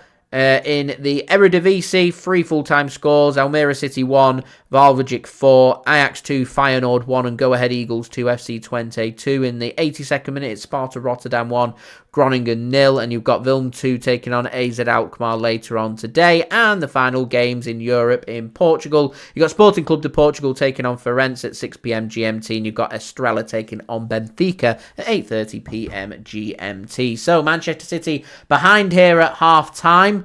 Need to stop with these bad back passes. Need to try and work some more opportunities. And when them opportunities come about, we've got to be clinical. We've got to score them. We've got to score next. This goes 2-0. I think the game is going to be done. I'd really like to see Jack Grealish coming on for me in the second half. And I'd like to see Kevin De Bruyne on at some point too for Manchester City. So don't forget, do leave a thumbs up, guys. 14 likes away from 100. Do check out today's video sponsor, SofaScore. Links and details, they are in the description. And finally, do leave your halftime thoughts in the live chat, as I do have some halftime entertainment for you guys to enjoy, brought to you by my partner channel, Mixid. Links and details there in the description. Do go and check him out. Go and like and subscribe over there. This is the Filthy Rich Cocktail. What's going on, guys? Welcome back to the Mixid channel, and today finally we are doing our 1k special cocktail video. And today's 1k special, to celebrate hitting 1,000 subs, it is Filthy Rich, and it's from The Alchemist. It took up preparation, it took practice, and we finally got it here, and I'm proud to present it. So let's make Filthy Rich. So what you want to do is get your Nicanora glass. I'm putting a 1 gold sphere. Because I'll do this in a separate video to make these gold spheres, because it took a lot of practice, this has. Perfect. What you want to do now is, we'll put this to one side. So what you want to do now is get your shaker, put in ice, and this time we're not going to shake it, we're going to be stirring it. So the first thing we're going to shaker, guys, is 20ml, just short of 3/4 of an ounce of Woodford Reserve. So use a smoky or a peaty whiskey. Just an excuse basically to use a Woodford Reserve what's left.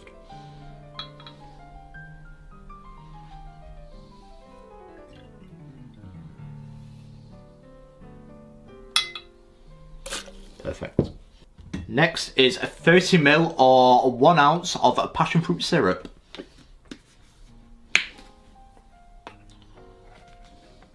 So what we're doing is building a cocktail to put into our beaker.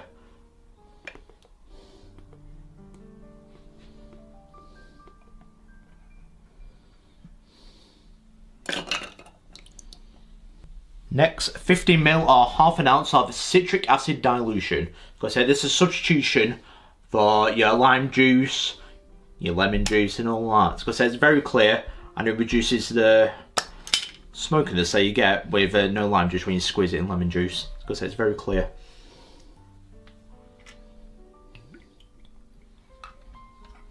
So the final thing to make this cocktail, to make it filthy rich, is a bottle of Moet. As you can see, I've gone for a small one. But to celebrate, I thought I'd buy this, because I will go a little bit more expensive, since it's a bigger video and it's a special occasion.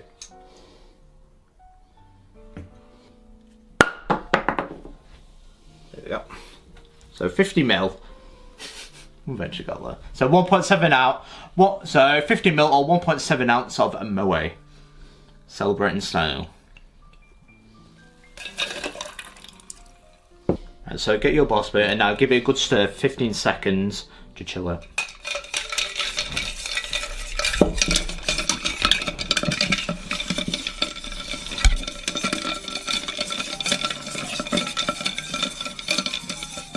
I'm not too sure why I didn't ask me to shake it, but just following the recipe.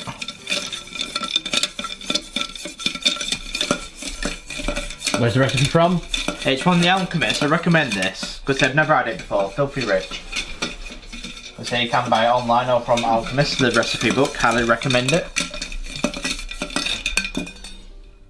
So get your strainer now. We'll go straight into our beaker.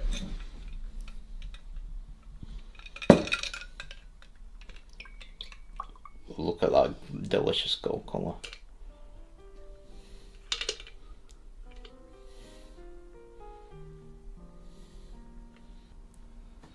As you can see, that is filthy rich. Because we've got a Nico O'Reilly with our gold sphere in it. And we've got our cocktail. Because what we're going to do now is break the sphere and then we'll pour the cocktail over it. Because it's served like this now, because as well as you get a little teaspoon to break the sphere. So let's do it. So let's break the sphere.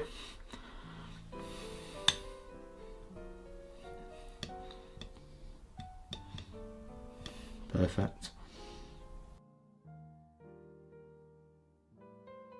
Yep, and now pour our cocktail over it.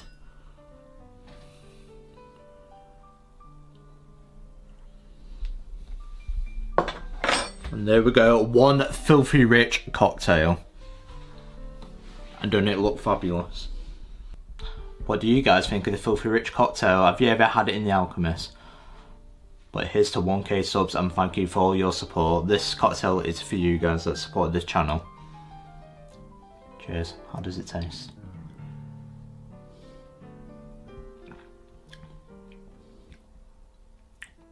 Beautiful.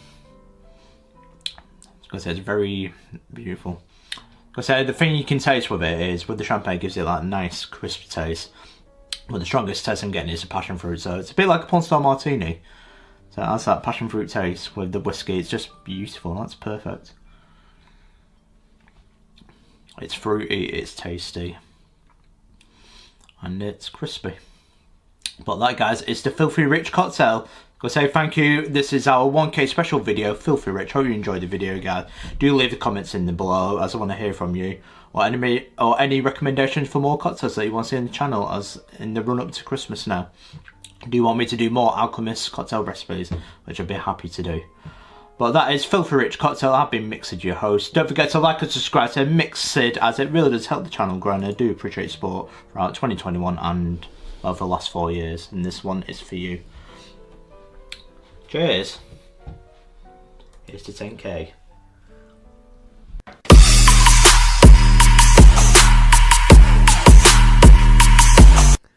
Thank you very much there to Mixed for providing today's half-time entertainment. So, second half going to be getting underway very soon.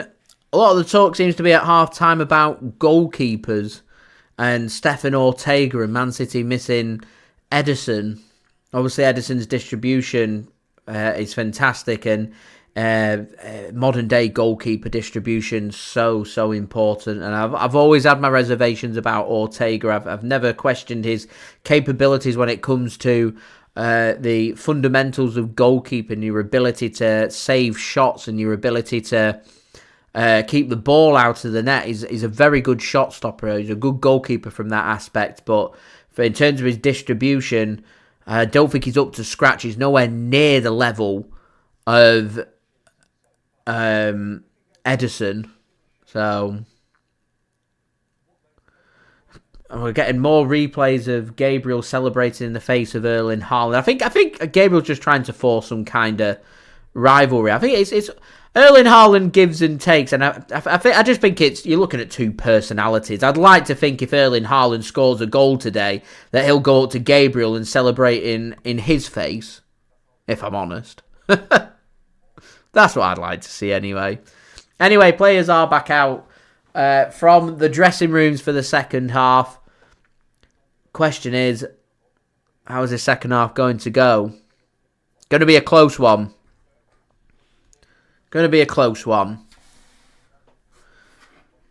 Dan, thanks for tuning in. Much appreciated. Killian as well, thank you for tuning in. Much appreciated. Right, we're ready and waiting for the second half. Declan Rice going to get us underway as the team switch sides. Arsenal attacking from right to left, with City attacking from left to right. Rice is going to launch this one long for Arsenal.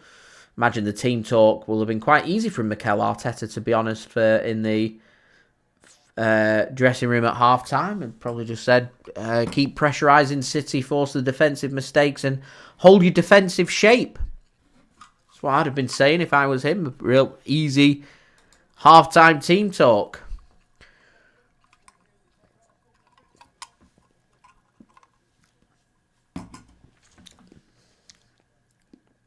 Arsenal then just float one back to David Raya. Once again, going to go with a long ball forward. John Stones will get there and win the header, and Arsenal clearly done a bit of their homework from the Chelsea game last week about launching balls over the top, get it to bounce and force the defender to head it back to the keeper and see if they come up short. Neil, thanks for tuning in, much appreciated. We do have another early goal conceded.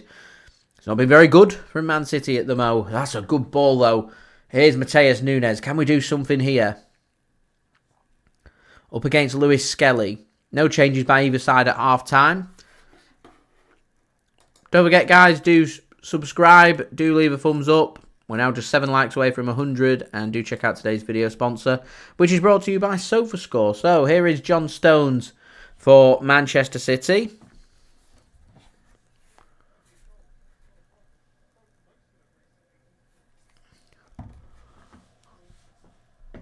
Here's Foden now. Gives the ball to Mateo Kovacic. Nadir, I hope that's going to be the Nadir curse coming in, and City are going to score. It needs to be next, because I reckon that could be game done if this goes 2-0. Here's Matheus Nunes, then back to Foden, back to Akanji, back to Kovacic. Forward to Stones. We like that. Forward to Stones. Forward to Savinho. Oh, back to Kovacic. Forward to Foden. Stones then to Marmoush. Here is Josko Gvardiol. Floated ball work from left to right, looking for Matheus Nunes. There's too much of a bounce. Goes over the top of Matheus Nunes, and that will be a throw-in for Arsenal.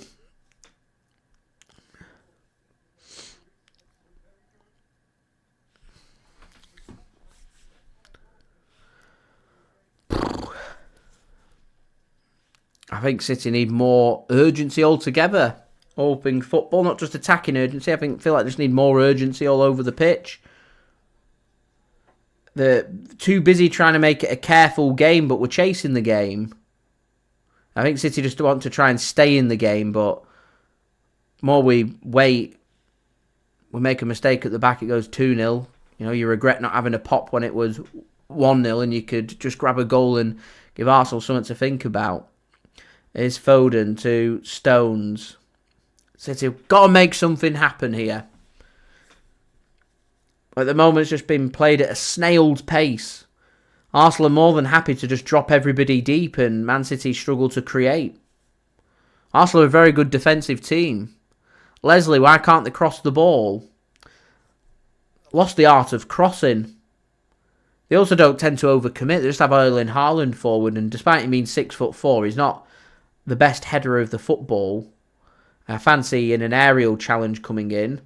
There could be a chance here for City. Marmoush is going to get dispossessed, and that'll be a goal kick. Yeah, going back to the point I was making, Erling Haaland, despite him being 6'4", isn't going to out-jump and out-muscle the likes of Gabriel and Saliba. They'll fancy that they could win an aerial battle with him.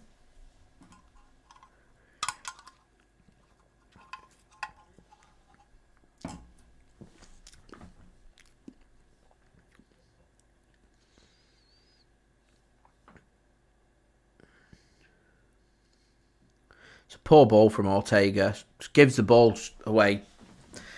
Just a poor ball.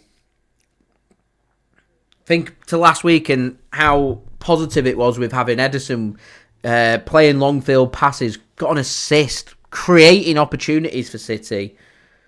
The threat's just not there this week from City with Ortega in goal. He plays one launch ball forward and it's so easy for Arsenal to deal with.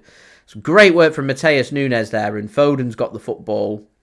Driving forward, he's got Lewis Skelly and Odegaard for company. He's going to get dispossessed and he's going to get a free kick. Arsenal not happy about that.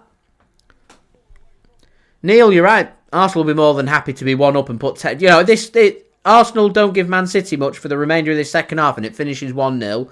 They'll celebrate it like they've won the Premier League. They've got exactly what they want. They want 3 points. They don't really care how it comes about. They're in a position now, Arsenal, where they've got nothing to lose. As I mentioned before, they don't win here today. For me, it's all about Arsenal's got to stay in it. They don't win today, and I think the Premier League title race is done.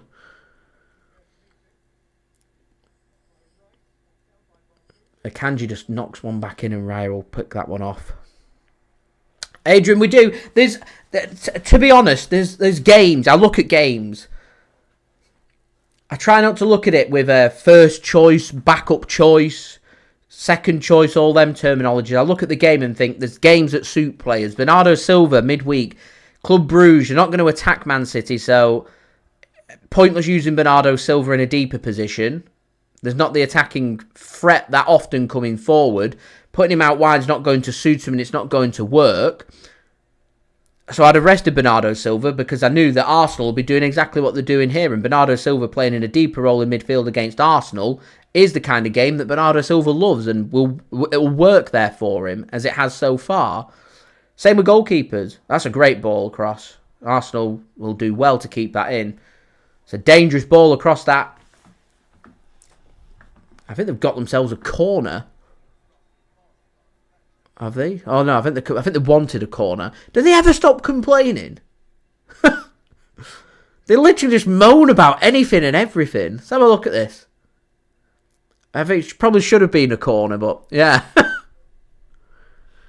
Yeah, with goalkeepers, there's games that suit. You know, Ederson's pinging balls forward. Ederson's distribution's a great thing to have when you've got teams that are going to play a higher defensive line that it can knock balls over. Chelsea wanted to have a pop. Arsenal want to have a pop. Ederson is perfect for these kind of games, and his distribution's needed.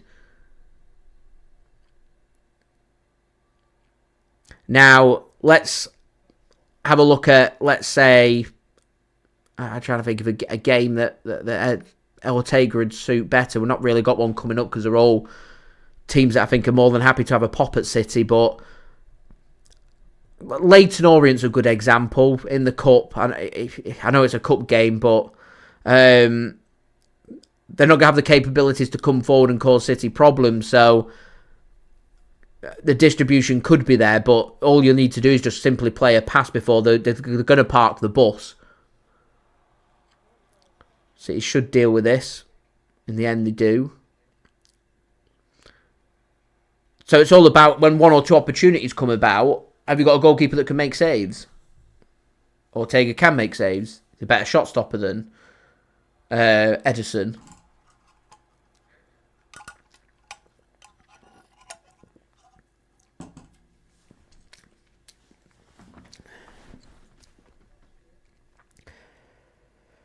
Here's Philip.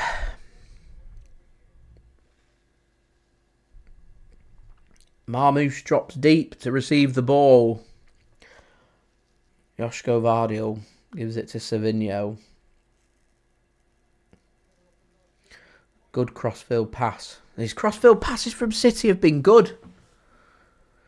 Foden. Savinho, put one across. Could get into Haaland.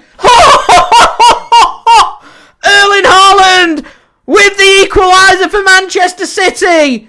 It's a great header. Cool and composed from Erling Haaland. And Manchester City have the equaliser. Come on! What was I saying before about Erling Haaland and headers and physical presence? Commentator's curse from JSGC. Doesn't know what he's talking about. Sack him. Chatting rubbish. Get rid. It's a great ball from Savinho. Just loops one up. Peels in front of Saliba. And he wants it. And it's 1-1.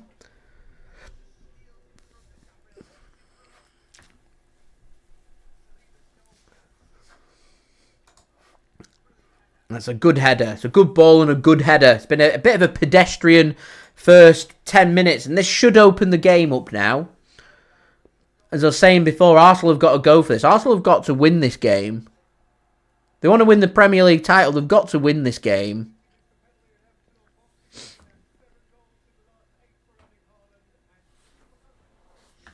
Here's City then coming forward. What can they do? Can they build on that attack? Can they build on that? Long ball forward from Arsenal. Here's Trossard. Oh, good defending from Nunes. Here's Foden. Oh, it's a poor giveaway. Here's Partey. They've got players over here. He might have a shot himself. Unbelievable from Manchester City. Unbelievable. The one thing you do when you've just scored is make sure you tighten up at the back and you don't allow an opportunity for a shot to come in and they score. The defending from City's been horrific. Absolutely horrific. Game management, guys. Game management. You manage the game. You've got the equaliser. You've got Arsenal exactly where you want them to be. It's a poor pass from Foden. It's a poor giveaway. The space for days for Partey. Big deflection off Johnny Stones. Off his back. Keeper's got no chance. 2-1. Poor from Manchester City. Really, really poor. 38 seconds from Man City's equaliser from the restart. 38 seconds. That is not what you do. A big case of most vulnerable when you first score.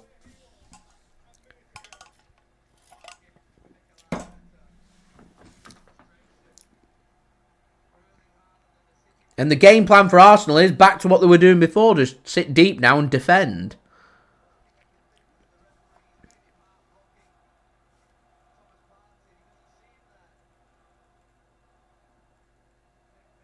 Throw in them for City.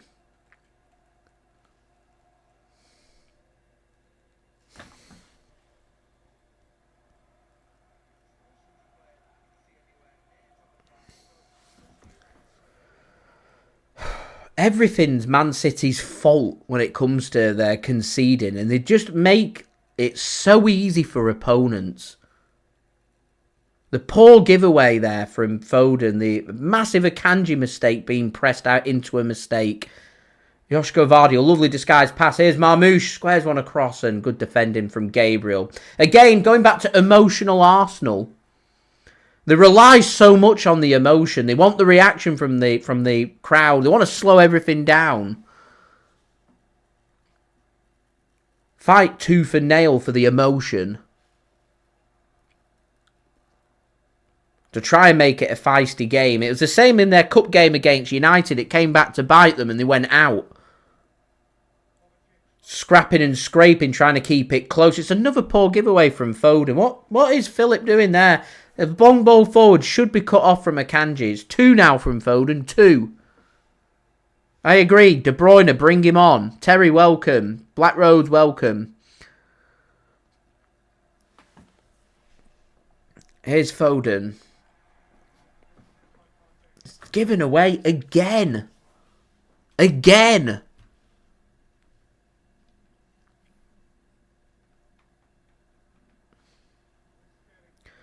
Ball comes forward here. Here's Havertz. To Trossard.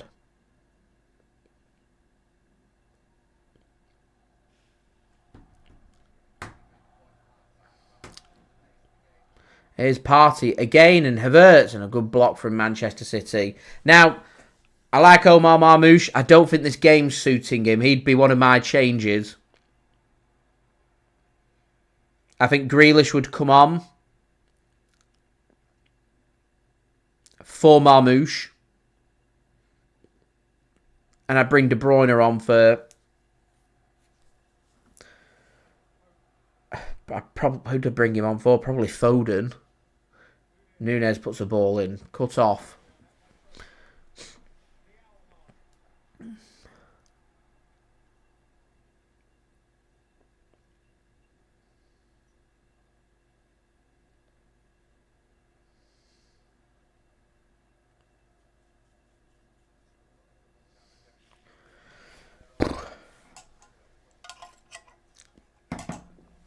Here's Marmoush.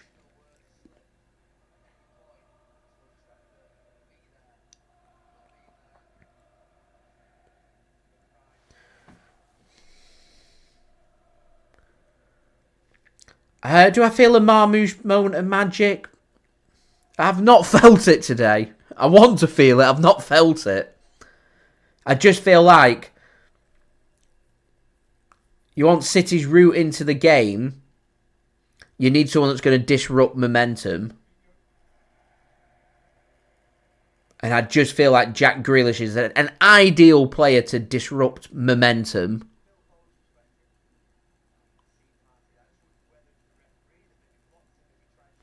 I don't know. I'm thinking more along the lines of what happened against PSG. I get that people don't like Jack Grealish and they don't rate him because he's an attacking player who doesn't grab too many goals or assists. I'm just on about overall gameplay here.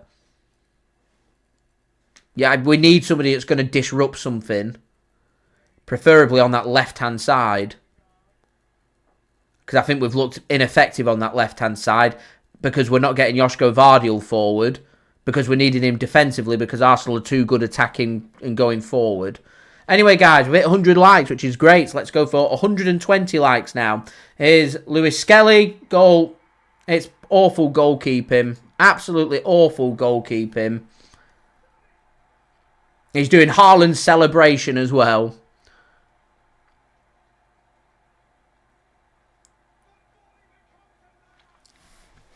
Awful. Absolutely awful from Manchester City. And going back to what I was saying to you guys before, looking for emotion, to look for a reaction from Manchester City in the face of Erling Haaland when they score, they do his celebration.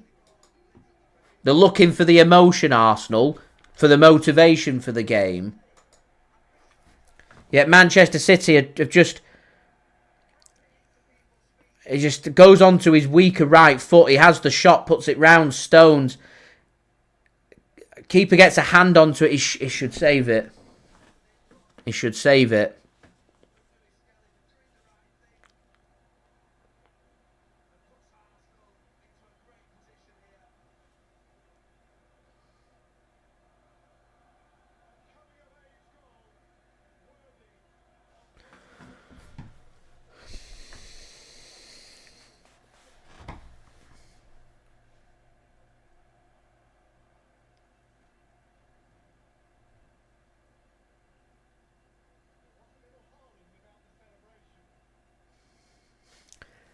I find this Arsenal obsession over Erling... They obviously had the cage rattle from Stay Humble from Erling Haaland, that they really are over-emotional about Erling Haaland. Which I get. I think if there's an Arsenal player that would mimic or make comments about City, that you want to use that as fuel to prove a point, I get it. It's nearly given away there from Ortega, and Marmoush does well to pick that up, and in the end Josko Gvardiol can bring it forward for City. And I think Arsenal here, not too sure why, are continuing to chuck caution to the wind, leaving space. If there's one thing Arsenal need to do, is, going back to what Man City don't do, game management. They've got to manage the game. They could keep pushing and keep going if they want to. They might score 4, 5 or 6 if they want it. They might. You leave space and it goes 3-2. Arsenal are going to then park the bus. I always say that in terms of scorelines, 2-goal scorelines are the most dangerous. Because next goal decides what happens in this game. City to get back in it, they need to score very soon. But Arsenal just given Erling Haaland fuel for motivation, for Haaland to go and do the funniest of things. There's nothing more I'd love than an Erling Haaland hat-trick, and this ends 3-3, and everything comes back and just bites Arsenal on the backside. That'd be funny. More than anything else, it'd just be funny.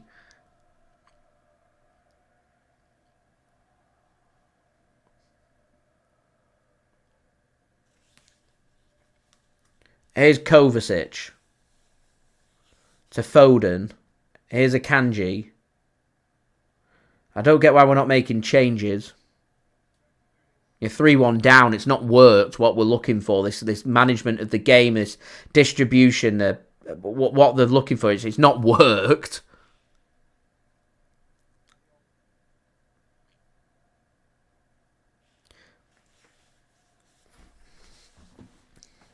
Here's Bernardo.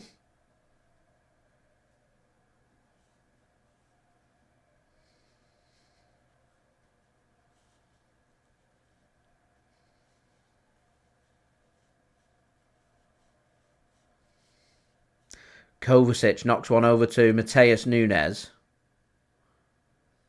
Here's Savinho. It's awful. Absolutely awful.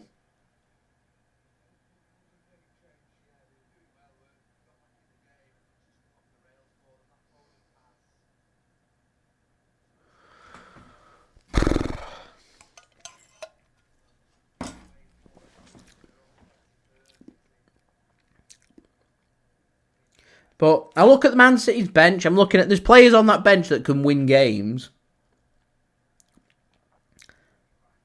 In particular, Kevin De Bruyne. Yet here we are with Kevin De Bruyne sat on the bench, not even warming up. It's just, City's passing today has been a bit of a joke.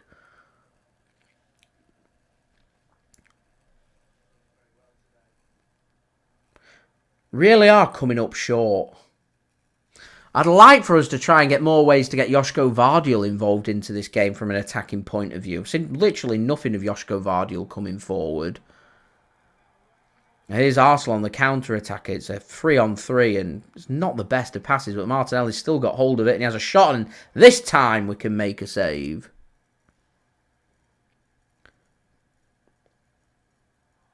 Here's Trossard. There's going to be a free kick every day of the week, and he's just booted him as well, Bernardo. Why? Because they're frustrated.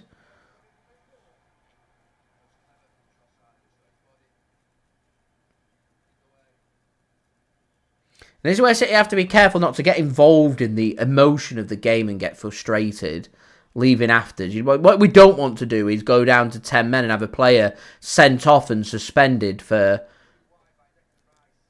what is massive games coming up for City.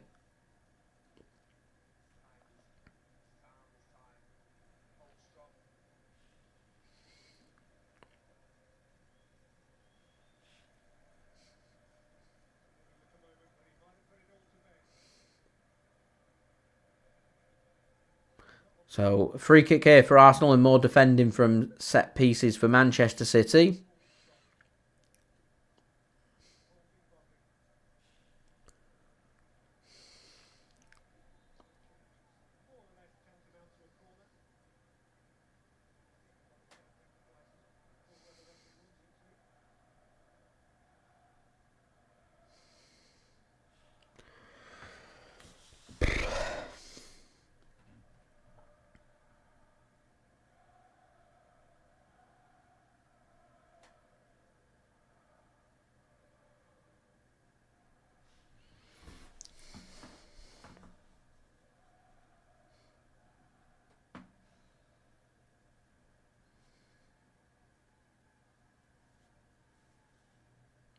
Right, see what the defending's like from this set piece from City. It's an awful ball from Declan Rice. Don't beat the first man, and Kovacic will put that one into the stands. So guys, don't forget, leave a thumbs up, do subscribe, and do go and check out today's video sponsor, SofaScore. Links and details there in the description. Lewis Skelly then with the throw-in, as we're going to see McAtee and De Bruyne come on for Manchester City. Got 20 minutes to try and grab a couple of goals. That'll be a throw into Arsenal. Arsenal now just trying to slow this game down a little bit. Here's Trossard. Going to be dispossessed. Arsenal's crying for a free kick. It's not a free kick, and free kick given to City, and I'm not too sure. I thought that was a free kick to City. Arsenal upset by that, and I think Odegaard's just for dissent got himself into the book there. Over emotional Arsenal again, overreacting. Doesn't go your way once, doesn't go your way twice, and then I'm going to chuck my toys out of the pram.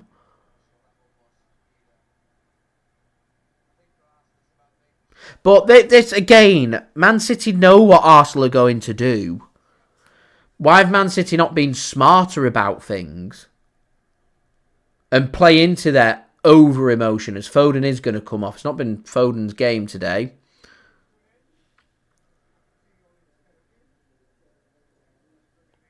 McAtee's going to come on. Marmoush is also going to come off, and De Bruyne comes on. I said it's not been Marmoush's day. We've not really found many ways to get Marmoush too involved in this game.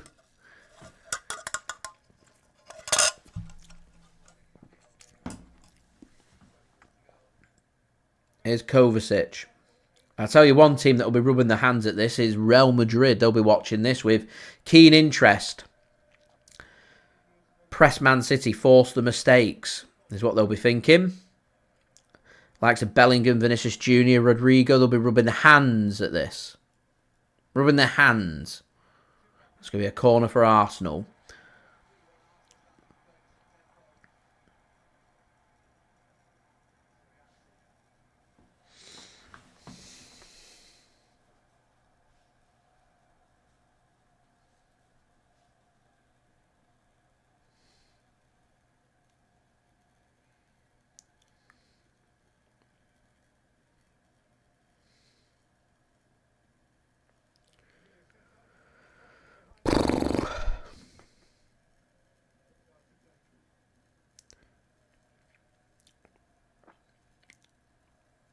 think it's Odegaard stood over the corner. Should be Ortega's. He gets a fist on it, and Arsenal want a penalty. City got the ball, so it's not going to be a penalty as Savinho looks to try and burst forward.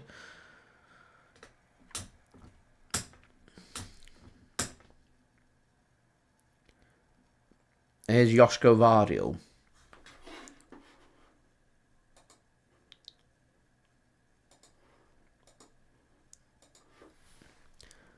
Ortega then to Bernardo Silva.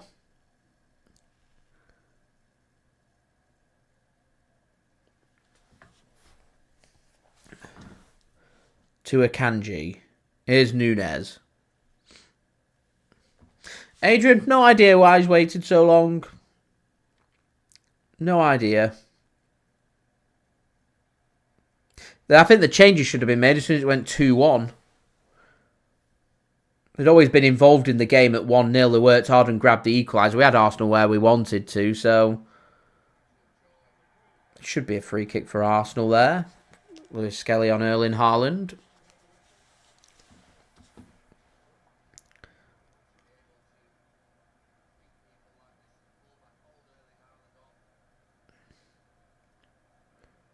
Again, Man City have just not been very smart today. Not been thinking about things.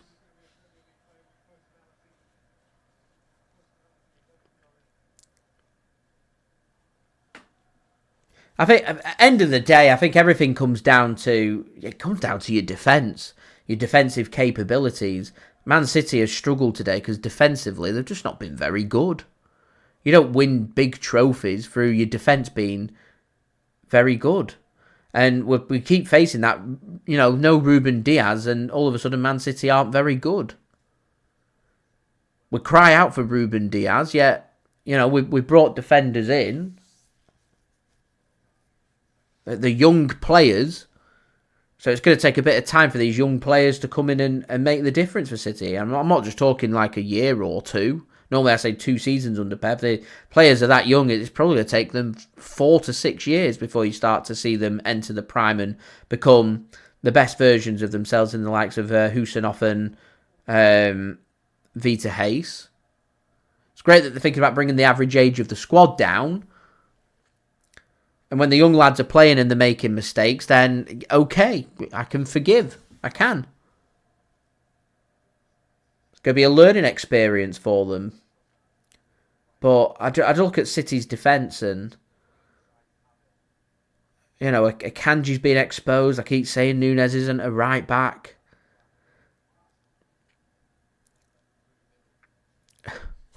Yeah.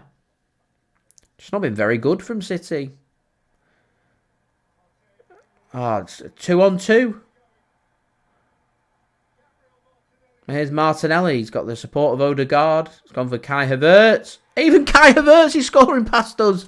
Even Kai Havertz is scoring past us. 4 on Arsenal. 3 points for Arsenal as well. Embarrassing from Manchester City. Really poor. Really poor from City this evening. Really poor.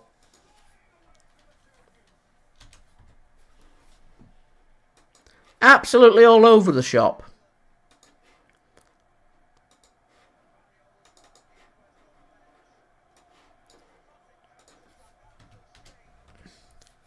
All too easy for Arsenal, that. All too easy.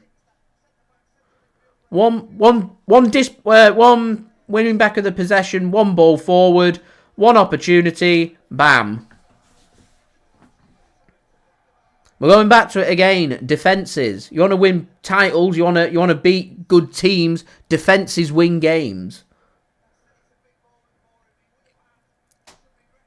Worst part is Kai Havertz missed an absolute sitter in the first half, so this scoreline could have been even worse.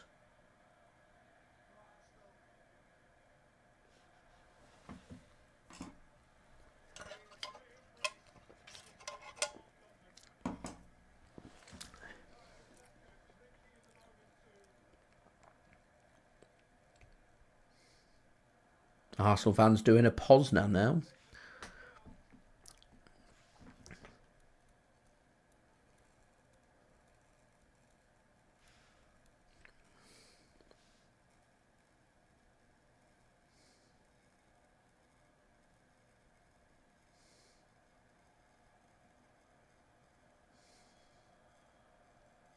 Here's Akanji.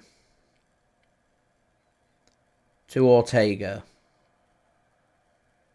Sends it long. Looking for... I think he was looking for Josko Gvardiol in the end. City just knocked one forward, looking for Haaland, and it's just a poor ball forward. Really poor ball forward.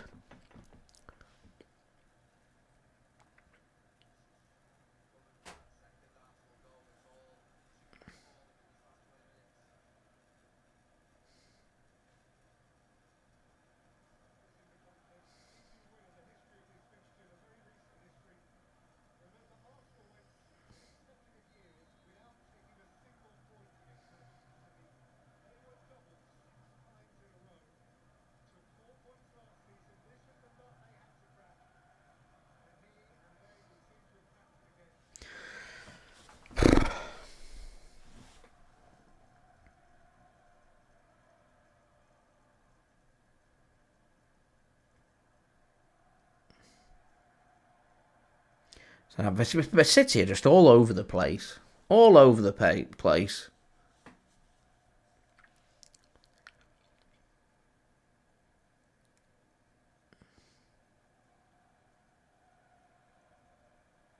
So good tackle that from McAtee. So unlucky. Good reading that from David Raya. Raya's had a really good game. A really, really good game.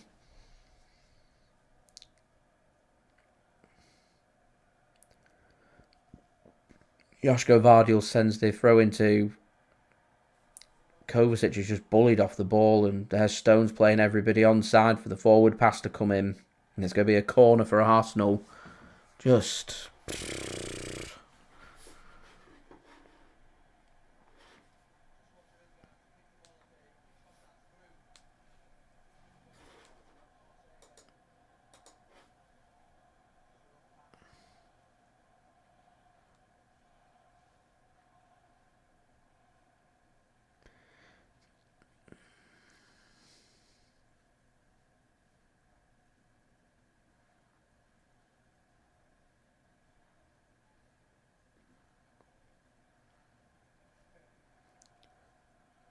This could still get worse for City. Corner comes in. Aggressive attacking the keeper. They try and overhead kick Arsenal. Doesn't work.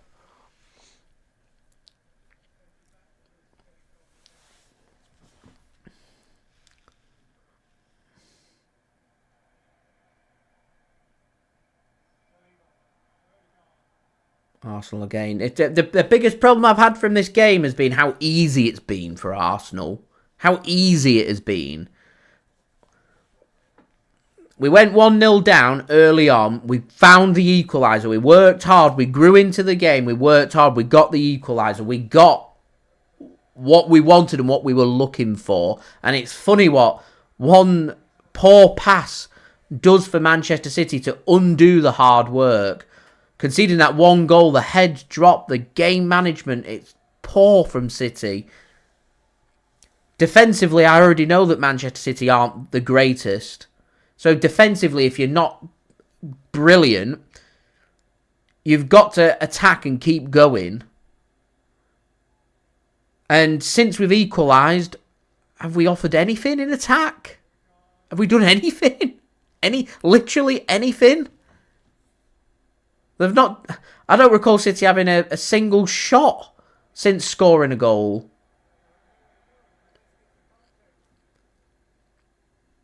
They've allowed Arsenal to dominate and dictate the game since they equalised. Since City equalised. And it's just been all too easy for Arsenal. All too easy.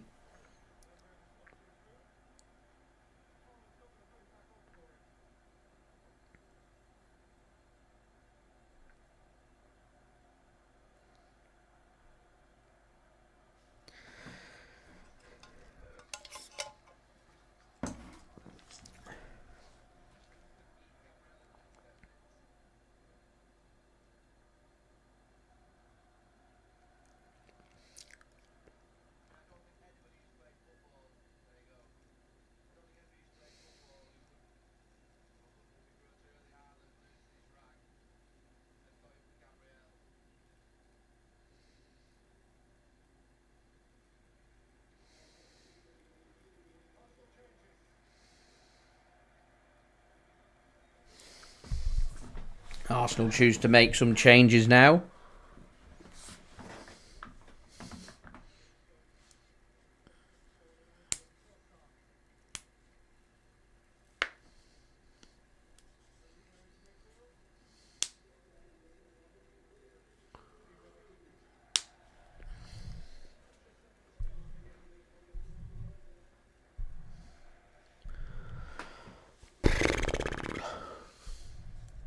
I feel like I'm just clock watching, waiting for the full-time whistle.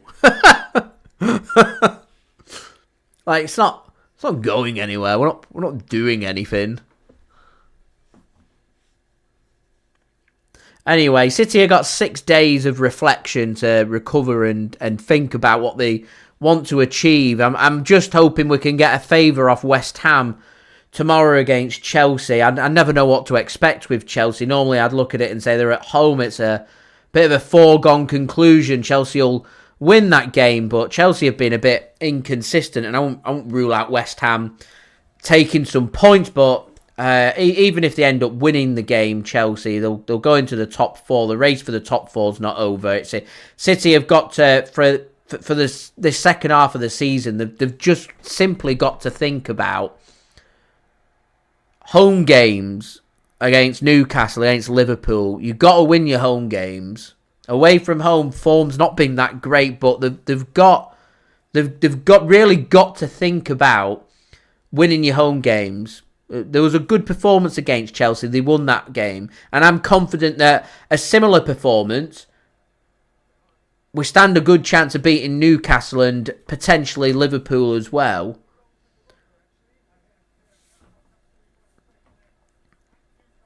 You've got to escape through the bad period. I'm not thinking about Real Madrid. The Real Madrid one's just going to be, I feel that's just going to be a bit of a ding-dong. I don't feel like I'm going to learn that much from the game against Real Madrid. Real Madrid do what they do. We do what we do. You know, we could end up doing the job on them and scoring a few goals. And, you know, Real Madrid aren't a defensive team. They've not got Antonio Rudiger available for the 2 legs. They'll literally just shove somebody else in and just continue to give the ball to Rodrigo, give the ball to Vinicius Jr., give the ball to Mbappe, make things happen. That's what they do. Most times it sticks for them, sometimes it doesn't. I've seen Real Madrid be battered this season. Real Madrid are capable of battering us. We're capable of scoring a few goals against them. Joe is more than capable. So that's not the games that I'm too worried about. It's the Premier League. The Premier League, to me, decides the success. I want the FA Cup. Winning an FA Cup and the top 4 finish this season, to me, is scrambling success for City. There's a semi-successful season. Considering I had Rodri for the season, I'd be more than happy to take that. I really would. But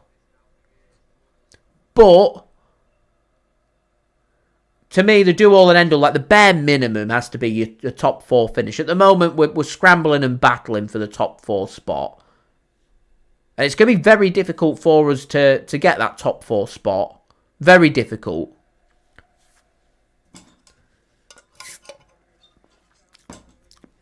So we've got to manage games. I look at the next 2 Premier League games. They're both at the Etihad Stadium, and I'm thinking, we've got to win them games. Got to win them.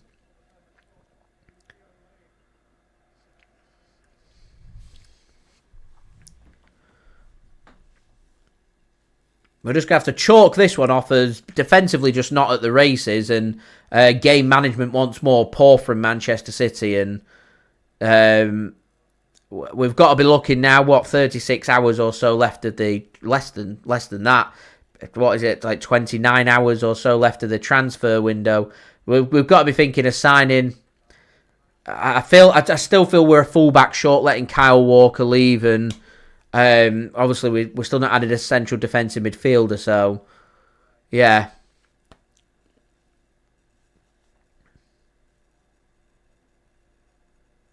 But I'd be a bit frustrated. I like to look at things from both perspectives. And if I was an Arsenal fan watching this, I'd obviously be delighted with the result and the performance and how things have gone. But I'd also be looking at it and saying, if you can beat Man City 4-1, you can be olaying them and mocking them and outplaying them in certain aspects of the game.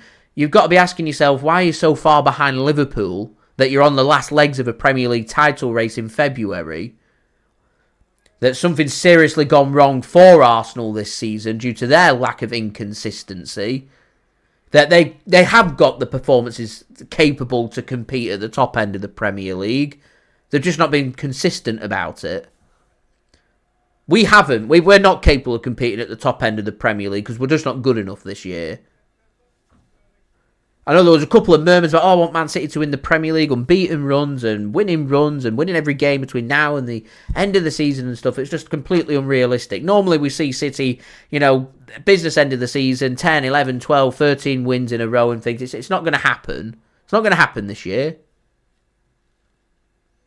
But we're not competing at the top of the Premier League, so we don't need it to happen. We're competing for a top 4 spot. And competing for a top 4 spot means when you've got 3-4 teams around you, more or less, week on week, teams are going to be dropping points. So all you need is a winning streak and consistency. 3, 4, 5 wins in a row, and all of a sudden you're looking comfortable. You'll probably find that City would be 3, 4, even 5 points clear in 4th place, if that was to happen. But you look at the run and you're like, how's that going to happen? So you just got to take it a game at a time. So we've got to think 6 days rest. We play Leyton Orient. I know what games we've got coming up. Focus on Leyton Orient. Focus on getting to the 5th round of the FA Cup. That's your job. Move on. Move on to the next game. And work it through from there.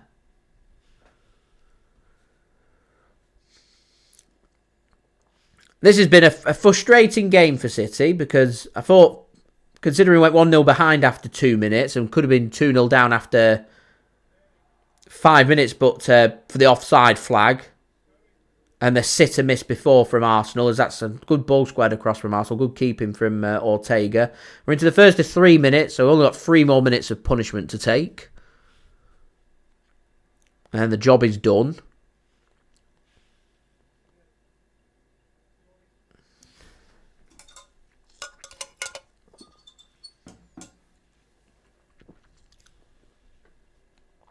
Ball gets threaded through for Calafiori. And to be fair, to give credit to Arsenal, since going behind, they've battled. I feel Man City have made it easy for them, but they've battled and they've put their opportunities away and they've been clinical, and City just haven't really had the answer. And it's all just been a bit stagnant from Manchester City. Now, I think this has been one of them unusual games where normally after the game, when I do my review, I sit down and I say, I've not really learnt anything. All the mistakes that we've had for the season's been exposed once more, and these mistakes aren't going to go away until the summer, when you've got a good chance to assess the squad, weed out what needs to be weeded out, bring in what needs to be brought in, and get Rodri back as well. But with this game, it's been a bit different. There's some stuff that I feel Manchester City normally do that they haven't done.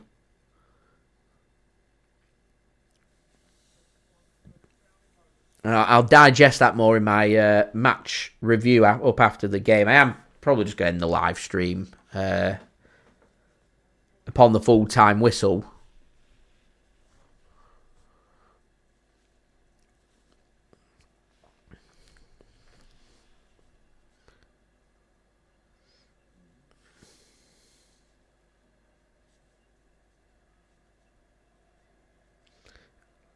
I think Timber's in acres of space on that right-hand side. That's a good goal, that. It's 5-1. It's a good goal.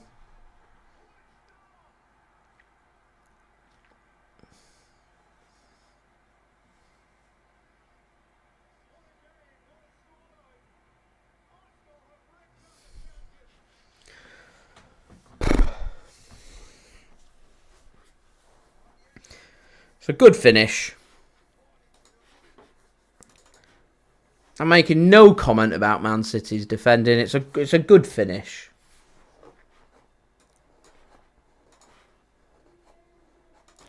It's humiliation for Manchester City.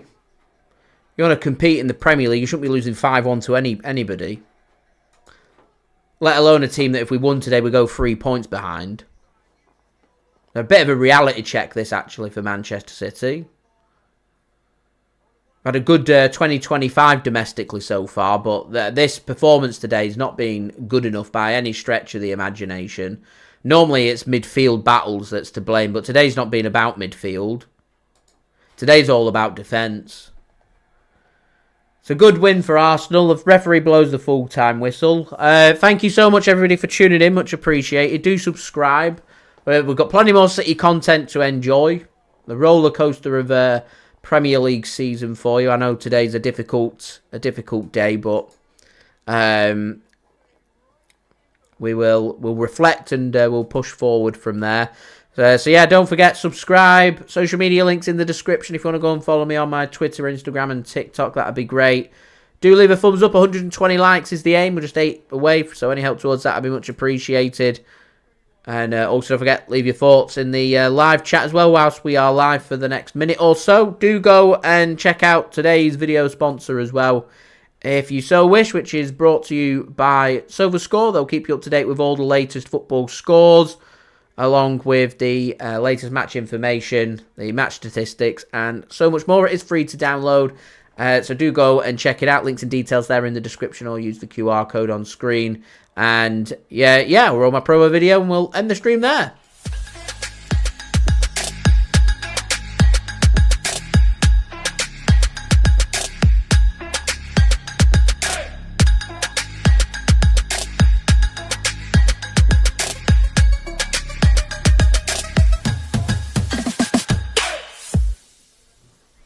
And a big thank you to SofaScore for sponsoring today's live stream, and a big thank you to you guys for interacting. As I said, it's not easy. It's not. You know, you lose 5-1.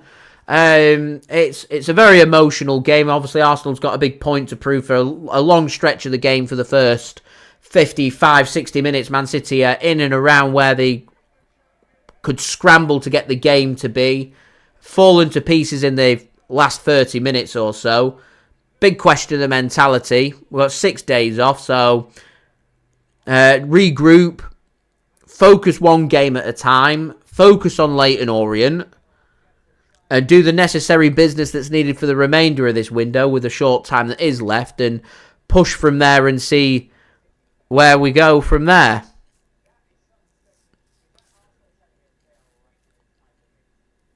So a good win for Arsenal, though. A needed win. They're still clinging on to the title race. What makes me laugh the most about this is they're having, or mimicking and mocking Manchester City. Yet in, 3 weeks' time when we face Liverpool, the whole of Arsenal and their players and fan base will be cheering on Manchester City and being our biggest fans in the hopes that we do them a favour against Liverpool. But if we play to their capabilities, I think we could do something against Liverpool, but if we play like we did today, then on our own patch, we'll be dismantled by a very good team. And once more, we're getting a bit of a reality check that I'm not suggesting Man City have flat-track bullied, but when you go up against teams that are well-organised, with world-class talent, who are pushing hard to try and get the win, then automatically we're always put onto the back foot. That's why we struggled so much in the Champions League, because you get exposed against good teams. Man City are being exposed again. It's a carbon copy for me of the Sporting game.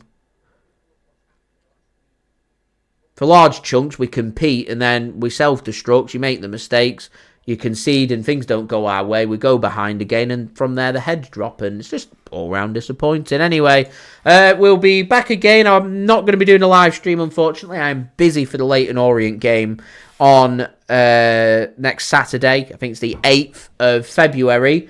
So the next stream, I presume, will be the Real Madrid game. Big games coming up for Man City and plenty to ponder. So I'll see you all for that. Thank you so much for interacting with me today. Thank you for tuning in. Do subscribe, as I said, and yeah, see you soon. I'll have my match reaction up in the next hour. I'll give more of my thoughts. So have a wonderful rest of the weekend, guys. Try and not be too overreactionary, and yeah, I'll see you soon. Peace.